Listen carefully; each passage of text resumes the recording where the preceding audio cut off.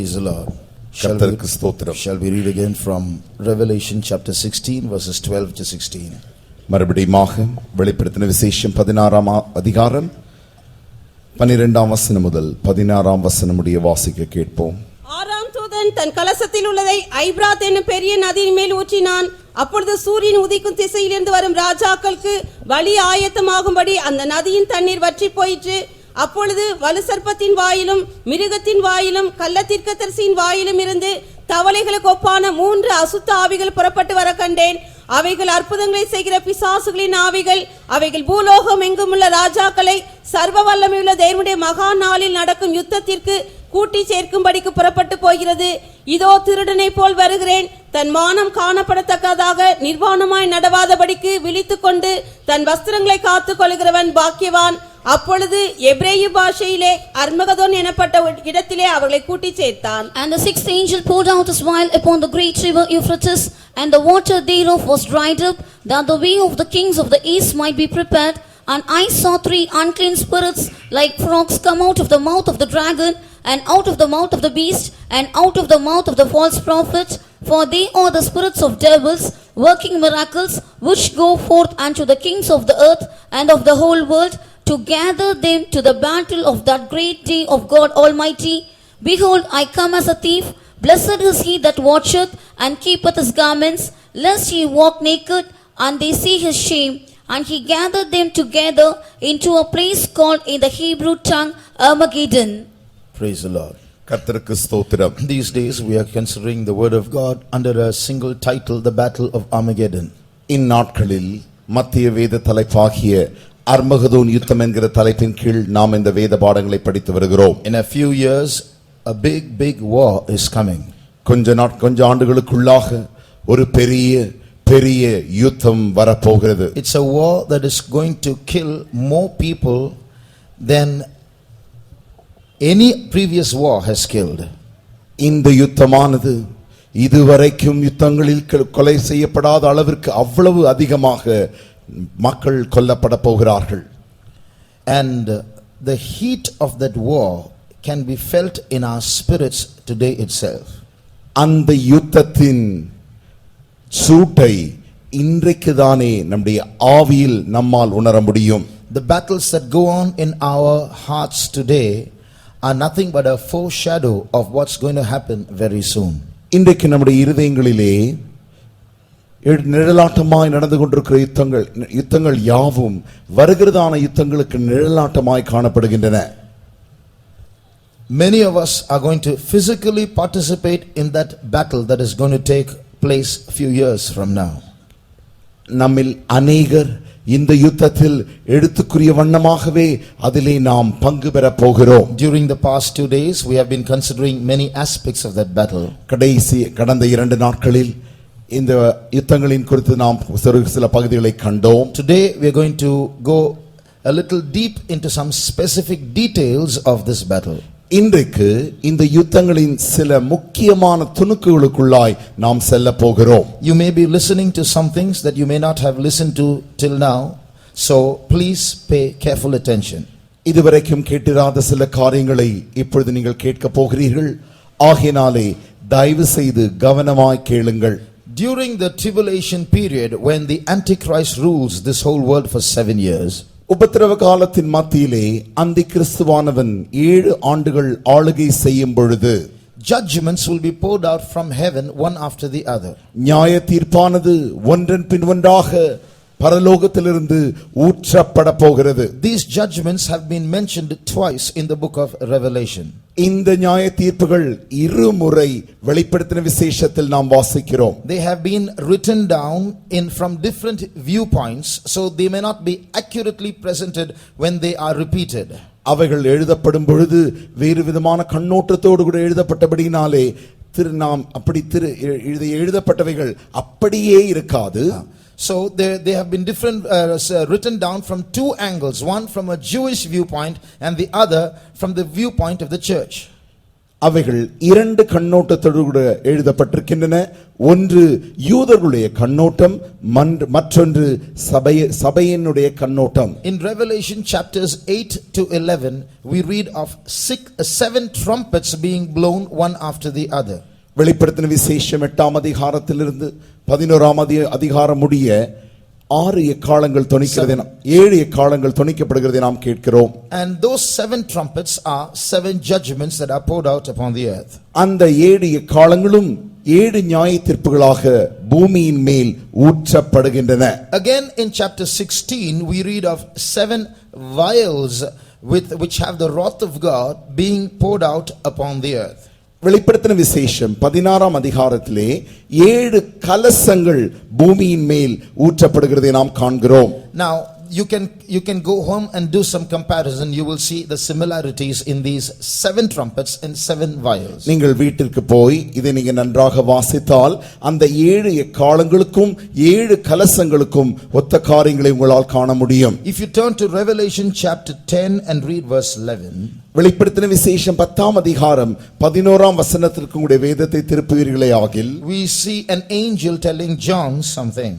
அங்கே தூதன் யோவானை பார்த்து சொல்லுகிற ஒரு காரியங்களை கேட்கிறோம். அப்பொழுது அவன் என்னை நோக்கி, நீ மறுபடியும் அநேக ஜனங்களையும் ஜாதிகளையும் பாஷைக்காரரையும் ராஜாக்களையும் குறித்து தீர்க்க தரிசனம் சொல்ல வேண்டும் என்றான். And he said unto me, thou must prophesy again before many peoples and nations and tongues and kings. Thou must prophesy again. நீ மறுபடியும் தீர்க்க தரிசனம் சொல்ல வேண்டும். So there is a repetition of prophecy in the book of Revelation. வெளிப்படுத்தின விசேஷத்தில் தீர்க்க தரிசனங்கள் மறுபடியுமாக சொல்லப்படுகிறதை காண்கிறோம். Only twice. இருமுறை சொல்லப்படுகிறதை காண்கிறோம். So the 7 trumpets and the 7 vials are the same repeated but given in different angles. இந்த 7 எக்காளங்களும் 7 கலசங்களும் மறுபடியுமாக சொல்லப்பட்டிருக்கின்றன, ஆனால் வேறு விதமான வெளிப்படுத்தல்களோடு சொல்லப்பட்டிருக்கின்றன. Now if you come and read verse 12 of the key verse that we read, நாம் மூல வசனத்தை வாசித்ததான அந்த 12ஆம் வசனத்துக்கு நாம் திரும்புவோமே ஆகில், we read the 6th angel poured out his vial and the Euphrates dried up and the battle of Armageddon, people assembling for the battle of Armageddon. ஆறாம் தூதன் தன் கலசத்திலுள்ளதை ஐபிராத் என்னும் பெரிய நதியின் மேல் ஊற்றுகிறான். அங்கிருந்து இந்த அர்மகதோன் யுத்தம் ஆயத்தமாகிறது. If you turn to chapter 9, you will see the 6th trumpet being blown. வெளிப்படுத்தின விசேஷம் 9ஆம் அதிகாரத்துடைய வேதத்தை திருப்பும் பொழுது 6வது எக்காளம் தொனிக்கிறதை நாம் காண்கிறோம். Now again you see the river Euphrates there. அங்கே நாம் ஐபிராத் நதியை மறுபடியும் காண்கிறோம். Read verse 14. 14ஆம் வசனத்தை வாசியுங்கள். எக்காலத்தை பிடித்திருந்த 6ஆம் தூதனை நோக்கி, ஐபிராத் என்னும் பெரிய நதி அண்டையிலே கட்டப்பட்டிருக்கிற 4 தூதர்களையும் அவிழ்த்துவிடு என்று சொல்ல கேட்டேன். Saying to the 6th angel which had the trumpet, loose the 4 angels which are bound in the great river Euphrates. I told you the vials and the trumpets are the same experiences from different angles. நான் ஏற்கனவே சொன்னது போல எக்காளமும் கலசங்களும் ஒன்றோடொன்று ஒத்ததாக வேறு விதமான வெளிப்படுத்தலோடு சொல்லப்பட்டிருக்கின்றன. Both are the same thing in different angles. அவைகள் இரண்டுமே ஒன்றுதான், ஆனால் வேறு கண்ணோட்டத்தில் சொல்லப்பட்டிருக்கின்றன. So in the 6th trumpet and in the 6th vial we see the river Euphrates. In one the river dries up, in the other 4 spirits at the river bed at the bottom of the river are released. இந்த 6ஆம் கலசத்தையும் 6ஆம் எக்காளத்தையும் நாம் காணும் பொழுது ஒரு பக்கத்திலே இந்த ஐபிராத் நதியானது வறண்டு போயிற்று, மறுபக்கத்திலே இந்த ஐபிராத் நதி அண்டையிலே கட்டப்பட்டிருக்கிற 4 தூதர்கள் அவிழ்த்து விடப்பட்டிருக்கிறார்கள். So now we are going to compare the trumpet and the vial, and we are going to see what's going to happen in the near future just before the battle of Armageddon. இந்த 2 காரியங்களை நாம் ஒப்பிட்டு பார்த்து அர்மகதோன் யுத்தத்திற்கு முன்பாக என்ன நடக்க போகிறது என்பதை நாம் காண போகிறோம். We are going to compare the trumpet and the vial. அந்த எக்காளத்தையும் கலசத்தையும் நாம் ஒப்பிட்டு பார்க்க போகிறோம். Now before that we need some background. அதற்கு முன்பாக நமக்கு ஒரு பின்னணி அவசியமாக இருக்கிறது. This antichrist is going to rule this world for 7 years. இந்த அந்திகிறிஸ்து இந்த உலகத்தை 7 ஆண்டுகள் ஆளுகை செய்ய போகிறான். At the end of half his tenure of rulership, at the end of 3.5 years, அவனுடைய ஆளுகையின் அந்த மத்தியில் தானே 3.5 வருடத்தின் முடிவிலே he enters into Jerusalem, அவன் எருசலேமுக்குள்ளே பிரவேசித்து goes to the holy temple of the Jews, யூதர்களுடைய பரிசுத்த ஆலயத்திற்குள்ளே சென்று goes into the most holy place, மகா பரிசுத்த ஸ்தலத்திற்குள்ளும் சென்று he sits there, அங்கே உட்கார்ந்து கொண்டு says, I am God, நானே தேவன், and he will put an idol there, அங்கே ஒரு விக்கிரகத்தை வைத்து that is his image. அது அவனுடைய சிலையாயிருக்கிறது. Now when this happens, இது நடக்கும் this பொழுதுதானே is something that the Jews cannot bear because they are forbidden to worship idols.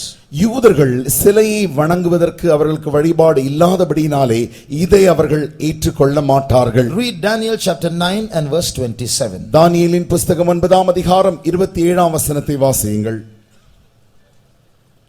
9:27. அவர் ஒரு வாரம் அளவும் அநேகருக்கு உடன்படிக்கை உறுதிப்படுத்தி அந்த வாரம் பாதி சென்றபோது Varam, that word varam means 7 years. And he shall Wait. Read that word, 1 week means 7 years. அந்த ஒரு வாரம் என்பது 7 ஆண்டுகளை குறிக்கிறது. So in the middle of the week he's going to do something means at the end of the first 3.5 years. அந்த வாரத்தின் மத்தியில் ஏதோ செய்ய போகிறான் என்றால் அதனுடைய அர்த்தம் 3.5 ஆண்டுகளுக்கு பின்பு செய்ய போகிறான். Please read on. அந்த வாரம் பாதி சென்றபோது பலியையும் காணிக்கையும் ஒளிய பண்ணுவார். அருவருப்பான செட்டைகளோட பாழாக்குகிறவன் வந்து இறங்குவான். நிர்ணயிக்கப்பட்டிருக்கிற நிர்மூலம் பாழாக்குகிறவன் மேல் தீரு மட்டும் சொரியும் என்றான். And he shall confirm the covenant with many for 1 week, and in the midst of the week he shall cause the sacrifice and the oblation to cease, and for the overspreading of abominations he shall make it desolate, even until the consummation, and that determined shall be poured upon the desolate. Now this is a little difficult to understand. இதை புரிந்து கொள்வதற்கு கொஞ்சம் கடினமாக இருக்கிறது. The spreading of abomination, what is that? இங்கே அக்கிரமம் பெருகுகிறது, அதனுடைய அர்த்தம் என்ன? அருவருப்புகள் பெருகுகிறதின் அர்த்தம் என்ன? If you turn to Matthew chapter 24, Jesus quotes this verse. மத்தேயு எழுதின சுவிசேஷம் 24ஆம் அதிகாரத்திற்கு உங்களுடைய வேதத்தை திருப்பும் பொழுது இயேசுவே இந்த காரியத்தை சுட்டிக்காட்டுகிறார். He is speaking about many years ahead. அநேக ஆண்டுகளுக்கு முன்பாகவே அதை குறித்து பேசிக் கொண்டிருக்கிறார். பிறகு நடக்க போகிற காரியங்கள், ஆண்டுகளுக்கு பிறகு நடக்க போகிறதை முன்பாகவே அவர் சொல்லுகிறார். Read verse 15. 15ஆம் வசனத்தை வாசியுங்கள். மேலும் பாழாக்குகிற அருவருப்பை குறித்து தானியேல் தீர்க்கதரிசி சொல்லி இருக்கிறானே, வாசிக்கிறவன் சிந்திக்க கடவன். நீங்கள் அதை பரிசுத்த ஸ்தலத்தில் நிற்க காணும்போது யூதேயாவில் இருக்கிறவர்கள் மலைகளுக்கு ஓடி போக. When he therefore shall see the abomination of desolation spoken of by Daniel the prophet stand in the holy place, whoso readeth, let him understand. Now whenever the prophets of the Old Testament reproved the Israelites for idolatry, they would always say, don't follow the abominations of the Gentiles. எப்பொழுதெல்லாம் பழைய ஏற்பாட்டு காலத்து தீர்க்கதரிசிகள் இஸ்ரவேல் ஜனங்களை அவர்கள் கடிந்து திருத்துகிறார்களோ அப்பொழுதெல்லாம் about idolatry விக்கிரக ஆராதனை குறித்து அவர்களுக்கு கண்டித்து உணர்த்துகிறார்களோ அப்பொழுதெல்லாம் அவர்கள் அருவருப்பான பாழாக்குகிறதை குறித்து அவர்களுக்கு சொல்லுகிறார்கள். They will say don't follow these abominations. Referring to idols, they will say don't follow after these abominations. இந்த விக்கிரங்களை காண்பித்துதான் அவர்கள் சொல்லுவார்கள், இந்த அருவருப்புகளை பின்பற்றாதிருங்கள். So the word abomination, this Jesus says, when you see the abomination in the holy place, Jesus says, இந்த அருவருப்பை தான் இயேசு சொல்லுகிறார், இந்த அருவருப்பை நீங்கள் பரிசுத்த ஸ்தலத்தில் காணும் பொழுது. That means when you see the idol of the Antichrist being planted in the holy place in the temple in Jerusalem. அதனுடைய அர்த்தம் என்னவென்றால், அந்தி கிறிஸ்துவின் சிலையானது பரிசுத்த நகரமாகிய எருசலேமிலே பரிசுத்த ஆலயத்தில் அது வைக்கப்பட்டிருக்கும் பொழுது, then the Jews can't stand it. அதை யூதர்கள் பொறுத்துக் கொள்ள முடியவில்லை. They will say the real Messiah will never do this. ஒரு உண்மையான மேசியா இப்படி ஒரு காலம் செய்ய மாட்டார். Till then they were thinking that this was the Messiah. அதுவரைக்கும் அவர்கள் நினைத்தார்கள் இதுதான் மேசியா என்று. Because he solved what could have been a third world war and brought world peace. மூன்றாம் உலக யுத்தம் என்ற ஒரு யுத்தம் வரப்போகிறதே, அந்த யுத்தத்திற்கு இவன்தான் அமைதியை கொண்டு வந்தபடியினாலே அப்படி அவனை நம்பினார்கள். But now at the end of the first 3.5 years, he brings his image and plants it in the temple of God. ஆனால் இப்பொழுதோ அந்த முதல் 3.5 ஆண்டுகளின் முடிவிலே தன்னுடைய சிலையையே தேவனுடைய பரிசுத்த ஆலயத்திற்குள்ளே கொண்டு வந்து வைக்கிறான். Now that is only an image, but it's a magic image. அது ஒரு சிலைதான், அது ஒரு வித்தையான சிலையாயிருக்கிறது. Read Revelation chapter 13 and read verse 15. வெளிப்படுத்தின விசேஷம் 13ஆம் அதிகாரம் 15ஆம் வசனத்தை வாசியுங்கள். மேலும் அம்மிருகத்தின் சொரூபம் பேசத்தக்கதாகவும் மிருகத்தின் சொரூபத்தை வணங்காத யாவரையும் கொலை செய்யத்தக்கதாகவும் மிருகத்தின் சொரூபத்திற்கு ஆவியை கொடுக்கும்படி அதற்கு சத்துவம் கொடுக்கப்பட்டது. And he had power to give life unto the image of the beast, that the image of the beast should both speak and cast that as many as would not worship the image of the beast should be killed. So this image, though it was an image, was not an ordinary image, it was a miracle image. இந்த சொரூபமானது ஒரு சொரூபமாக இருந்தாலும் சாதாரண சொரூபமாக அல்ல. It is a miracle image. அது ஒரு அற்புதமான சொரூபமாய் இருக்கிறது. It had life and it could speak. அதற்கு பேசக்கூடிய ஜீவன் உண்டு. So this Antichrist brings the image and plants it in the holy place to try to convince the Jews that he was God and he could do this magic or miracle of making an image speak. இந்த அந்தி கிறிஸ்துவானவன் இந்த சிலையை தேவனுடைய ஆலயத்தில் கொண்டு வந்து வைத்து அதை பேசத்தக்கதாய் செய்தபடியினாலே ஜனங்கள் இதை நம்புவார்கள் என்று, யூதர்கள் இதை நம்புவார்கள் என்று சொல்லி அவன் அப்படி செய்தான். So he was trying to pull the Jews to his side. அவன் பக்கமாக அவன் யூதர்களை இழுக்க முயற்சித்தான். But it backfires, and instead of getting the support of the Jews start resisting him. ஆனால் மாறாக என்ன நடந்தது? யூதர்களுடைய அந்த உதவி அவனுக்கு கிடைக்கும் மாறாக யூதர்களுடைய எதிர்ப்பு தான் அவனுக்கு கிடைத்தது. That's why Jesus said, when you see the idol being planted in the holy place. ஆகையினால் தான் இயேசு சொன்னார், நீங்கள் தேவன் விக்கிர சிலையானது தேவனுடைய ஆலயத்தில் நிறுத்தப்படும் பொழுது, we just read, isn't it, in the book of Revelation, if anyone does not worship the beast, he should be killed. இப்பொழுதானே வெளிப்படுத்தின the image of the beast. இப்பொழுதானே வெளிப்படுத்தின விசேஷத்தில் வாசித்தோம், இந்த மிருகத்தின் சொரூபத்தை எவனாகிலும் வணங்காவிடில் அவன் கொலை செய்யப்பட வேண்டும். So now when these Jews see the image being planted in the holy place, இப்பொழுது யூதர்கள் இந்த சிலையானது பரிசுத்த ஸ்தலத்திலே நிறுத்தப்பட்டிருக்கிறதை காண்கிறார்கள். Jesus says, you're not going to worship that image, so he that is in Judea, let him flee to the mountains. ஆகினாலே இயேசு சொல்லுகிறார், நீங்கள் இந்த சொரூபத்தை வணங்க போகிறதில்லை, ஆகினாலே நீங்கள் யூதேயாவுக்கு ஓடி போங்கள். யூதேயாவில் இருக்கிறவர்கள் மலைக்கு ஓடி போங்கள். யூதேயாவில் இருக்கிறவர்கள் மலைக்கு ஓடி போங்கள். Read that again. Matthew chapter 24 and verse 16, 17, 18. மத்தேயு எழுதின சுவிசேஷம் 24ஆம் அதிகாரம் 16, 17, 18ஆம் வசனம். மலைகளுக்கு ஓடி போக கடவர்கள், வீட்டின் மேல் இருக்கிறவன் தன் வீட்டிலே எதையாகிலும் எடுப்பதற்கு இறங்காதிருக்க கடவன், வயலில் இருக்கிறவன் தன் வஸ்திரங்களை எடுப்பதற்கு திரும்பாதிருக்க கடவன். Then let them which be in Judea flee into the mountains, let him which is on the housetop not come down to take anything out of his house, neither let him which is in the field return back to take his clothes.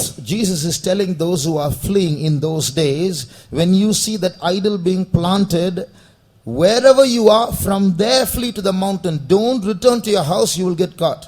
அந்நாட்களில் இயேசு தானே இந்த சிலையானது ஆலயத்தில் நிறுத்தப்படுகிறதை நீங்கள் காணும் பொழுது யாரும் எல்லாரும் மலைக்கு ஓடிப்போங்கள், வீட்டிற்கு திரும்பி போகவே கூடாது. இருக்கிற இடத்திலிருந்து மலைக்கு ஓடிவிடு. இருக்கிற இடத்திலிருந்து மலைக்கு ஓடிப்போங்கள். So that's the warning, because Israel, your trouble has started. அதுதான் எச்சரிப்பாய் இருக்கிறது. இஸ்ரவேலே, உன்னுடைய இக்கட்டு ஆரம்பித்து விட்டது. Read verse 21. 21ஆம் வசனத்தை வாசியுங்கள். ஏனெனில் உலகம் உண்டானது முதல் இதுவரைக்கும் சம்பவித்திராததும் இனிமேலும் சம்பவியாதுமான மிகுந்த உபத்திரவம் அப்பொழுது உண்டாயிருக்கும். For then shall be great tribulation, such as was not since the beginning of the world to this time, no, nor ever shall be. So what is going to happen? என்ன நடக்க போகிறது? Why is God asking the Israelites to flee? ஏன் தேவன் இஸ்ரவேலர்களை ஓடி போக சொல்கிறார்? Because the Antichrist is not just going to come and sit in the temple and go away. He is going to be there. அந்தி கிறிஸ்துவானவன் அந்த ஆலயத்தில் வந்து உட்கார்ந்து விட்டு திரும்பி போக போகிறதில்லை.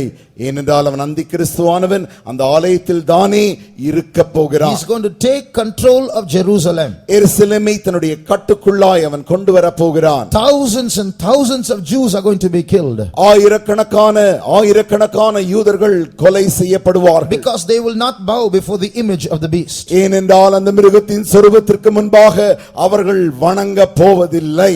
Not only that, அது மாத்திரமல்ல, around the same time, அதே அந்நாட்களில் தானே, as the Antichrist increases in taking power over different nations, அந்தி கிறிஸ்துவானவன் பல தேசங்களில் தன்னுடைய அந்த பலத்தை அவன் பெருக செய்து கொண்டிருக்கும் பொழுது, the Bible speaks of one thing that he does. அவன் செய்கிறதான ஒரு காரியத்தை வேதம் சொல்லுகிறது. When he takes power over nations, அவன் ஜாதிகளை தன் கட்டுக்குள்ளாய் கொண்டு வரும் பொழுது, read Daniel chapter 11 and verse 24. தானியேலின் புத்தகம் 11ஆம் அதிகாரம் 24ஆம் வசனத்தை வாசியுங்கள். தேசம் சுகவாழ்வோடும் சம்பூர்ணத்தோடும் இருக்கையில் அவன் உட்பிரவேசித்து தன் பிதாக்களும் போதும். He shall enter peaceably even upon the fattest places of the province. In Tamil, the translation of that bit of the verse is not clear, but in English, in many translations I've read, it's the same thing. தமிழிலே அந்த மொழிபெயர்ப்பானது சரியாக இல்லை. ஆனால் வேறு பாஷைகளில், ஆங்கிலத்திலும் மற்ற பாஷைகளில் வாசிக்கும் பொழுது அவைகள் யாவும் ஒத்த விதமாய் இப்படி சொல்லுகின்றன. What does it say? அது என்ன சொல்லுகின்றன? That first part of verse 24 says there is a province. There is a place. தேசம் என்று ஒரு தேசம் உண்டு.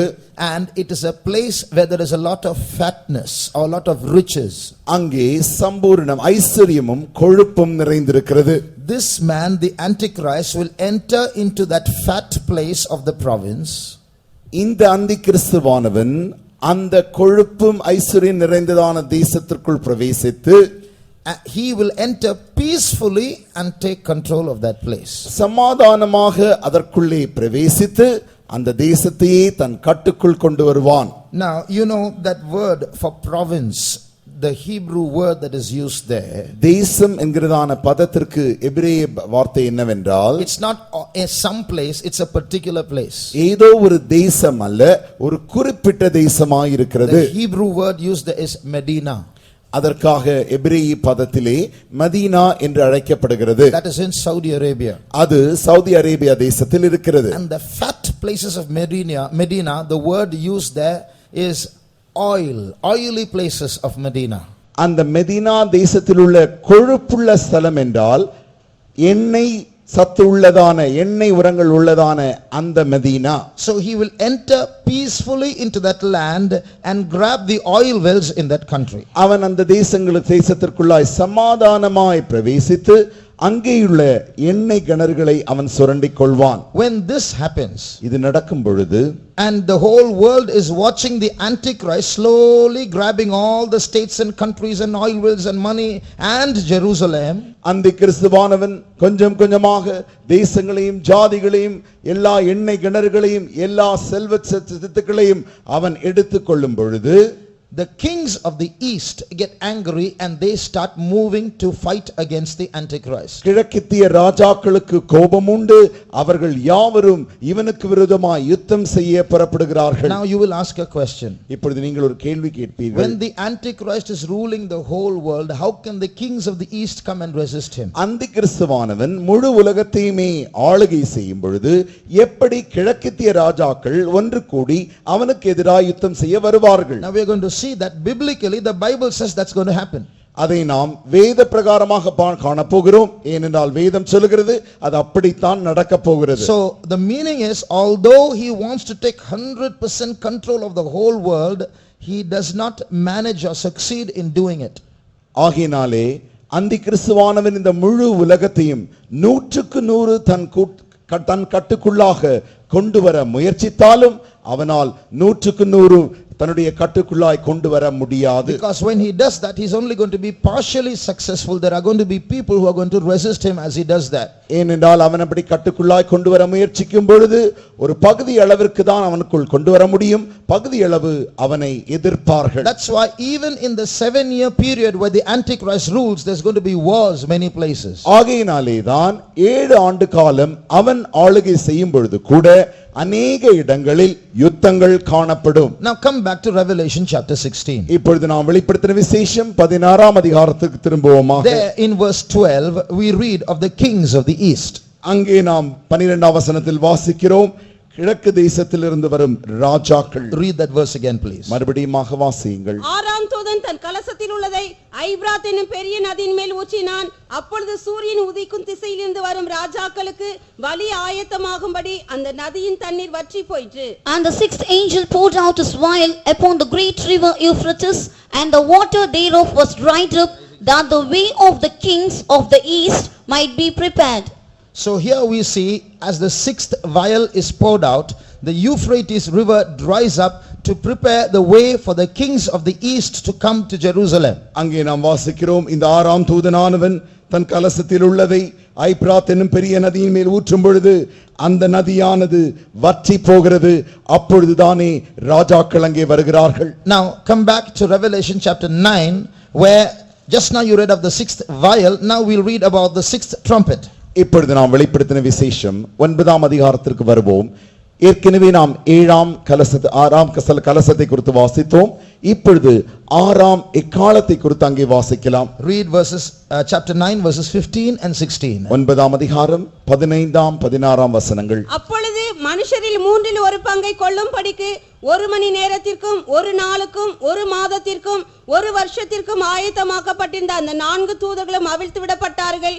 குதிரை சேனைகளாகிய ராணுவங்களின் தொகை 20 கோடியாயிருந்தது. அவைகளின் தொகையை சொல்ல கேட்டேன். And the 4 angels were loosed, which were prepared for an hour and a day and a month and a year, for to slay the third part of men. And the number of the army of the horsemen were 200,000, and I heard the number of them. So 4 spirits from the bottom of the river Euphrates are released. ஐபிராத் நதியிலிருந்து அந்நதியின் அண்டையிலே 4 ஆவிகள் அங்கே கட்டவிழ்க்கப்படுகிறது. From Revelation 16 about the same incident it's written the kings of the east are going to come. அதே காரியத்தை அதே சம்பவத்தை வெளிப்படுத்தின விசேஷம் 16ஆம் அதிகாரத்திலே கிழக்கித்திய ராஜாக்கள் ஆயத்தமாகி வந்து கொண்டிருக்கிறார்கள். So they are not going to come by themselves, they are going to come with an army because the battle of Armageddon is going to take place. அவர்கள் அந்த ராஜாக்கள் ஏதோ அவர்களாக சேர்ந்து வருகிறதில்லை, அவர்கள் மாத்திரம் வருகிறதில்லை, அவர்கள் தங்களுடைய ராணுவத்தோடு கூட சேர்ந்து வரப்போகிறார்கள். Because the battle of Armageddon is going to take place. ஏனென்றால் அர்மகதோன் யுத்தம் நடக்கப்பட போகிறது. So there an army is coming, an army of people. அங்கே ஒரு சேனை, மனிதருடைய சேனையானது வந்து கொண்டிருக்கிறது. Here we read an army of horsemen counting 20 crores. இங்கே நாம் வாசிக்கிறோம் குதிரை சேனைகளாகிய 20 கோடி. Now but when you look at the horses, they don't seem to be natural horses. இந்த குதிரைகளை நீங்கள் பார்த்தால் அவர்கள் இயற்கையான குதிரை போல அல்ல. Because the next verse says that those horses had the heads of lions. ஏனென்றால் அடுத்த வசனத்தில் வாசிக்கிறோம் அந்த குதிரைகளின் தலைகள் சிங்கங்களை போல் இருந்தன. And verse 19 says their tails were like serpents, then they had heads. 19ஆம் வசனத்தில் வாசிக்கிறோம் அந்த குதிரைகளுடைய வாள்கள் பாம்புகளுக்கு ஒப்பானவைகளாய் இருக்கின்றன. And they had heads. அவைகளுக்கு தலைகளும் உள்ளவைகளாய் இருக்கின்றன. So these are not natural horses. ஆகையினாலே இவைகள் யாவும் இயற்கையான குதிரைகள் அல்ல. So how do we join these two? ஆகையினாலே எப்படி நாம் இந்த இரண்டையும் ஒப்பிடுவது அல்லது சேர்த்து வைப்பது? These are 20 crore evil spirits that are being led by these 4 major spirits. இந்த 20 கோடியானது 20 கோடி பொல்லாத ஆவிகள். இவைகள் இந்த 4 கட்டவிழ்க்கப்பட்ட ஆவிகளினாலே நடத்தப்பட போகிறது. And these 20 crore evil spirits are going to possess the armies of the kings of the east and drag them to Jerusalem. இந்த 20 கோடி ஆவிகள் கிழக்கித்திய ராஜாக்களின் அந்த சேனைகளுக்குள்ளே புகுந்து அவர்கள் யாவரையும் எருசலேமுக்கு இழுத்து வரும்.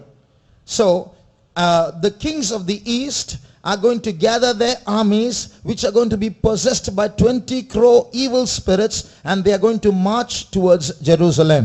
ஆகையினாலே கிழக்கித்திய ராஜாக்களும் அவருடைய சேனைகளும் 20 கோடி பொல்லாத ஆவிகளினாலே பீடிக்கப்பட்டு அவைகள் யாவும் எருசலேமை நோக்கி அணி வகுத்து செல்லும். So a terrible war is going to take place. அப்பொழுதுதானே ஒரு பயங்கர யுத்தம் நடக்க போகிறது. Now when these kings of the east come with their demon possessed armies, இந்த கிழக்கித்திய ராஜாக்கள் பிசாசுகளினால் பிடிக்கப்பட்டதான சேனைகளோடு கூட வந்து கொண்டிருக்கும் பொழுது they are going to fight against the Antichrist and his armies. அவைகள் யாவரும் அந்திக்கிறிஸ்துவும் அவனுடைய சேனைகளுக்கு விரோதமாக யுத்தம் செய்வார்கள். Why do I say that? ஏன் நான் சொல்லுகிறேன்? Come back to Revelation chapter 9. இப்பொழுது வெளிப்படுத்தின விசேஷம் 9ஆம் அதிகாரத்திற்கு திரும்பி வாருங்கள். You read there that these 4 angels which were loosed their duty they are going to slay a third part of men. அங்கே நாம் வாசிக்கிறோம், இந்த 4 ஆவிகளும் கட்டவிழ்க்கப்பட்டவைகள் இவைகள் மூன்றில் ஒரு பங்கை கொல்ல போகிறார்கள். ஒரு பங்கு மனுஷரை கொல்ல போகிறார்கள். They are going to kill a third part of men. அவர்கள் மனுஷரில் மூன்றில் ஒரு பங்கை கொல்ல போகிறார்கள். Who are these men? யார் இந்த மனுஷர்? They are all those who have taken the mark of the beast, the mark of the Antichrist. இவர்கள் யாவும் அந்திக்கிறிஸ்துவின் அந்த மிருகத்தின் முத்திரையை அணிந்து கொண்டவர்கள். But these 4 angels are now going to gather with their army of 20 crore people, going to kill a third part of human beings. இந்த 4 தூதர்களும் கிழக்கித்திய ராஜாக்களின் சேனைகளோடு சேர்ந்து கொண்டு இப்பொழுது they are going to kill a third part of human beings who belong to the Antichrist. அந்திக்கிறிஸ்துவுக்கு சொந்தமான மனுஷரில் மூன்றில் ஒரு பங்கை அவர்கள் கொலை செய்வார்கள். So they are working against the Antichrist. ஆகையினாலே இவர்கள் அந்திக்கிறிஸ்துக்கு விரோதமாக கிரியை செய்கின்றன. The Euphrates river is a real river. It travels from Turkey through Syria to Iraq. ஐப்பிராத்து நதியானது இன்றைக்கும் காண்கிற நதியாக இருக்கிறது. அது டர்க்கி தேசத்திலிருந்து ஆரம்பித்து அது ஈராக்குக்கு வந்து முடிகிறது. Through Syria it goes to Iraq. Syria தேசத்தின் வழியாக அது ஈராக்கை வந்து அடைகிறது. Now today those 4 evil spirits are at the bottom of that river. They are tied up now. இன்றைக்கு இந்த 4 ஆவிகளும் இந்த ஐப்பிராத்து நதி அண்டையிலே கட்டப்பட்டு அங்கே at the bottom அதனுடைய ஆழத்தில் இருக்கின்றன. Now so what we infer is those 4 evil spirits, although they are fallen angels, do not belong to the kingdom of Satan. இந்த 4 ஆவிகளும் அவைகள் பொல்லாத ஆவிகளாய் இருந்தாலும் அவைகள் சாத்தானுடைய ஆவிகளோடு கூட ராஜ்யத்தோடு சேர்ந்தவைகள் அல்ல. So they are evil spirits, but when they are released or loosed, they will fight against the kingdom of Satan. அவைகள் பொல்லாத ஆவிகள், அவைகள் கட்டவிழ்க்கப்படும் பொழுது அவைகள் சாத்தானுடைய சேனைக்கு விரோதமாக யுத்தம் செய்கின்றன. So they are going to go and possess the armies of the kings of the east and drag them towards Jerusalem to fight against the Antichrist and his armies. அவைகள் போய் இந்த கிழக்கித்திய ராஜாக்களுக்கும் அவனுடைய சேனைகளுக்குள்ளும் பிடித்து அவர்கள் மூலமாக அந்திக்கிறிஸ்துவின் சேனைக்கு விரோதமாய் யுத்தம் செய்ய போகின்றன. Now come back to Revelation chapter 16. இப்பொழுது வெளிப்படுத்தின விசேஷம் 16ஆம் அதிகாரத்திற்கு வருவீர்களே ஆகில் and read verse 12 again. மறுபடியுமாக 12ஆம் வசனத்தை வாசியுங்கள். 6ஆம் தூதன் தன் கலசத்தில் உள்ளதை ஐபிராத் என்னும் பெரிய நதியின் மேல் ஊற்றினான். அப்பொழுது சூரியன் உதிக்கும் திசையிலிருந்து வரும் ராஜாக்களுக்கு வழி ஆயத்தமாகும்படி அந்த நதியின் தண்ணீர் வற்றி போயிற்று. And the 6th angel poured out his vial upon the great river Euphrates, and the water thereof was dried up, that the way of the kings of the east might be prepared. Now there are 2 things to observe here. இங்கே நாம் காண வேண்டிய 2 காரியங்கள் உண்டு. First thing, till recently people were saying that it was impossible for the Euphrates river to dry up. முதலாவது காரியம், சமீப காலம் வரைக்கும் ஜனங்கள் சொல்லிக் கொண்டிருந்தார்கள் ஐப்பிராத்து நதியானது ஒரு காலம் வற்றுவதில்லை. But today it is possible. ஆனால் இன்றைக்கு இது சாத்தியமாயிருக்கிறது. Turkey has built dams and at the beginning of the river Euphrates. Turkey தேசமானது இன்றைக்கு பெரிய பெரிய நீர் அணைகளை கட்டிக்கொண்டு இந்த ஐப்பிராத்து நதியில் வருகிற தண்ணீரை அவை சேர்த்துக் கொண்டிருக்கின்றன. and if they shut down those reservoirs or cut down the water, the river will dry up. அவர்களுடைய நீரணையை அவர்கள் தடுத்து விடுவார்களே ஆகில் இந்த நதியானது வற்றி போய்விடும். Not only that, அது மாத்திரமல்ல, in those days Enoch and Elijah will be prophesying to the Jews, and the Bible says they have the power to stop rain. So when they prophesy and rain stops, the river can dry up. என்றால் வேதத்தில் வாசிக்கிறோம், அந்நாட்களில் தானே ஏனோக்கும் எலியாம் வந்து ஜனங்களுக்கு தீர்க்க தரிசனம் சொல்லுவார்கள். அவர்கள் மழையை நிறுத்த வேண்டுமானால் நிறுத்தக்கூடும்.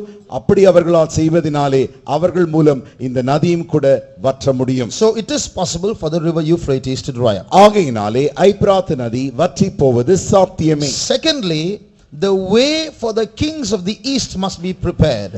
இரண்டாவதாக கிழக்கித்திய ராஜாக்களுக்கு வழியானது ஆயத்தம் பண்ணப்பட வேண்டும். Now when you look at the map at the back on the chart, இங்கே பின்னே இருக்கிறதான இந்த வரைபடத்தை நீங்கள் பார்ப்பீர்களே ஆகில், this is Israel.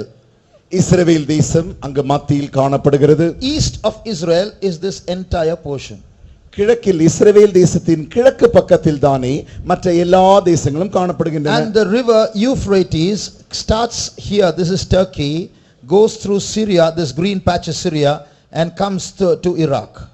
இந்த ஐபிராத் நதியானது துருக்கி தேசத்தில் ஆரம்பித்து சீரியா தேசத்தின் வழியாக ஈராக் தேசத்தை அடைகிறது. So this river has to dry up for some kings from a portion from the east side to come into Jerusalem. கிழக்கித்திய ராஜாக்கள் இந்த எருசலேமுக்கு வரும்படியாக இந்த நதியானது வற்றித்தான் ஆக வேண்டும். Now who are those kings?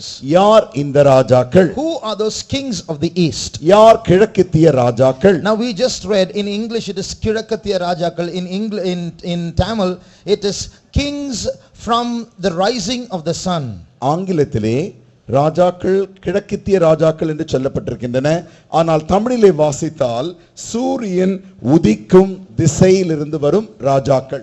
And we know that Japan is a place called the land of the rising sun. ஆகிய நாம் எல்லாருக்குமே தெரிந்த வண்ணமாக ஜப்பான் தேசமானது உதிக்கும் சூரியனின் ஸ்தலம் என்று அழைக்கப்படுகிறது. And so all these nations are to the east. இந்த எல்லா தேசங்களுமே கிழக்கு பக்கத்தில் தான் இருக்கின்றன. Japan is also somewhere in this side, ஜப்பானும் கூட இந்த பக்கத்தில் தான் இருக்கின்றன.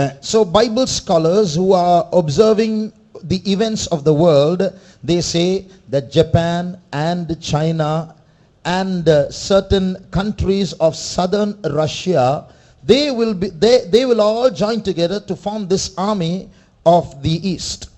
வேத வல்லுனர்கள் உலகத்தில் நடந்ததான சம்பவங்கள் யாவற்றையும் ஒப்பிட்டு அவர்கள் இப்படி சொல்லுகிறார்கள், இந்த கிழக்கித்திய தேசங்களாகிய இந்த ஜப்பான் தேசம், சைனா தேசம், ரஷ்ய தேசத்தின் ஒரு பகுதி, இவர்கள் எல்லாவற்றிலும் தென்பகுதி சேர்ந்துதான் இவர்கள் யாவும் கிழக்கித்திய ராஜாக்களாக அவர்கள் சொல்லுகிறார்கள். So these armies are going to join together. இந்த சேனைகள் ஒன்றாய் சேர போகின்றன. Of them the chief will be China. அவர்களுக்கு தலைமையாய் யார் இருப்பார் என்றால் சீனா. Why do I say that? ஏன் நான் சொல்லுகிறேன் என்றால் 3 reasons. 3 காரணங்கள். Today China is increasing in power. இன்றைக்கு சீன தேசமானது தன்னுடைய பலத்திலே பெருகிக் கொண்டே இருக்கின்றன. China is steadily growing into a world power. இன்றைக்கு சீன தேசம் உலக மகா சக்தியாக அது வளர்ந்து கொண்டிருக்கின்றன. So China has the strength to resist a big power. ஆகையினாலே சீனாவிற்கு ஒரு பெரிய சக்தியை எதிர்க்கக்கூடிய சக்தி உண்டு. In particular the Antichrist. குறிப்பிட்ட சொல்ல போனால் அந்தி கிறிஸ்துவை எதிர்க்கும் வல்லமை. Now remember, we are the ones who are saying Antichrist, Antichrist. The other world rulers are going to call him by some other name.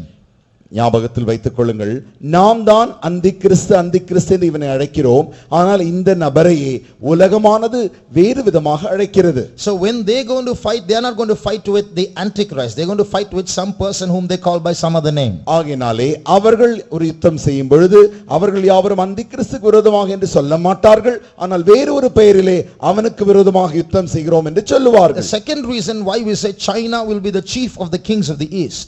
ஏன் சீனாவை கிழக்கித்திய ராஜாக்களின் தலைவன் என்று நான் சொல்கிறேன் என்றால், we see that this army that's going to follow the kings of the east to Jerusalem is 20 crore strong. இந்த கிழக்கித்திய ராஜாக்களின் அந்த சேனையானது 20 கோடி நிறைந்ததான பலம் வாய்ந்ததா இருக்கிறது. So no country in the world except China has the population to produce such a strong such a great army. ஏனென்றால் சீனா தேசத்தை தவிர உலகத்தில் வேற எந்த தேசத்திற்கும் அத்தனை எண்ணிக்கையுள்ளதான அவ்வளவு மகா வல்லமையுள்ள சக்தியுள்ள சேனையை உருவாக்க முடியாது. Today they have a rule in China, one family, one child. இன்றைக்கு சீன தேசத்தில் தேச சட்டம் உண்டு, ஒரு குடும்பத்திற்கு ஒரு பிள்ளை தான் இருக்க So வேண்டும். what is happening is many abortions are taking place when girl children are being found. ஆகையினால் என்ன நடக்கிறது என்றால் பெண் சிசு கொலையானது அதிகமாக நடந்து வருகிறது. And therefore there is an imbalance in sexes in China. There are much more males than females. ஆகையினாலே என்ன நடக்கிறது என்றால் ஆண்பாலுக்கும் பெண்பாலுக்கும் சமமாக இல்லாமல் ஆண்பால் அதிகமாக சீன தேசத்தில் காணப்படுகிறது. Therefore China does have the capacity to produce an army this strong.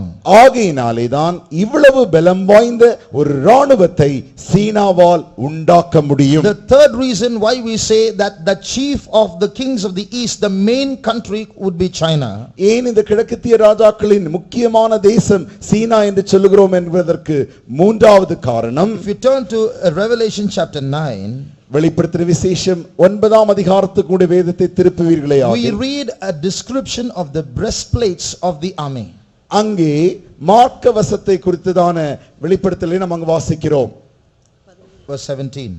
17ஆம் வசனம். Revelation 9:17. வெளிப்படுத்தின விசேஷம் 9ஆம் அதிகாரம் 17ஆம் வசனம். குதிரைகளையும் அவைகளின் மேல் ஏறி இருந்தவர்களையும் நான் தரிசனத்தில் கண்ட விதமாவது அவர்கள் அக்கினி நிறமும் நீல நிறமும் கந்த நிறமுமான மார்க்கவசங்களை உடையவர்களாய் இருந்தார்கள். And thus I saw the horses in the vision, and them that sat on them having breastplates of fire and of jacinth and brimstone. So fire and jacinth and brimstone. அக்கினி நிறமும் நீல நிறமும் கந்த நிறமும். So the colors are described there.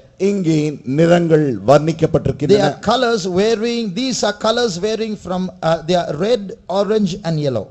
இவைகள் சிவப்புக்கும் orange நிறத்திற்கும் மஞ்சள் நிறத்திற்கும் கொஞ்சம் வித்தியாசமானவைகள். So these colors together are seen on the breastplate of this army. இந்த சேனையின் மார்க்கவசத்திலே இந்த நிறங்களை நாம் அங்கே காணலாம். These colors are the colors that you see in Chinese art. இந்த மூன்று நிறங்களை தான் நீங்கள் சீனாவின் அந்த கலையிலே நீங்கள் காணலாம். So these 3 points try to point to the fact that China is going to be one of the chief of the kings of the east. இந்த மூன்று காரணங்களினாலே கிழக்கித்திய ராஜாக்களின் தலைவனாக சீனா காணப்படும். Now verse 12 of Revelation 16 says that the way has to be prepared for the kings of the east. வெளிப்படுத்தின விசேஷம் 16ஆம் அதிகாரம் 12ஆம் வசனத்திலே சூரியன் திசையிலிருந்து வருகிறதான ராஜாக்களுக்கு வழியை ஆயத்தம் செய்ய வேண்டும். That means see how far China is from Israel. They have to travel thousands of miles. பாருங்கள், சீன தேசத்திற்கும் இஸ்ரவேல் தேசத்திற்கும் எவ்வளவு தூரம் இருக்கிறது.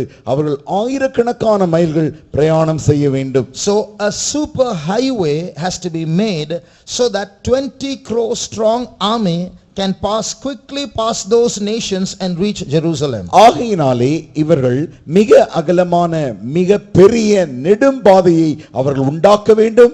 ஏனென்றால் 20 கோடி ராணுவம் அதனுடாய் செல்ல வேண்டும். Now this big strong army will pass through many countries as they travel towards Jerusalem. இந்த பெரிய சக்தி வாய்ந்ததான ராணுவம் எருசலேமை நோக்கி போகும் பொழுது பல தேசங்களினூடாய் செல்ல வேண்டியதாய் இருக்கிறது. And the 4 spirits that are released from the Euphrates rivers will go and allure them. இந்த ஐபிராத் நதியண்டையிலிருந்து கட்டவிழ்க்கப்பட்டதான அந்த 4 ஆவிகள் போய் அவைகளை அப்படியே கவர்ச்சிக்கும். Now recently a book was written.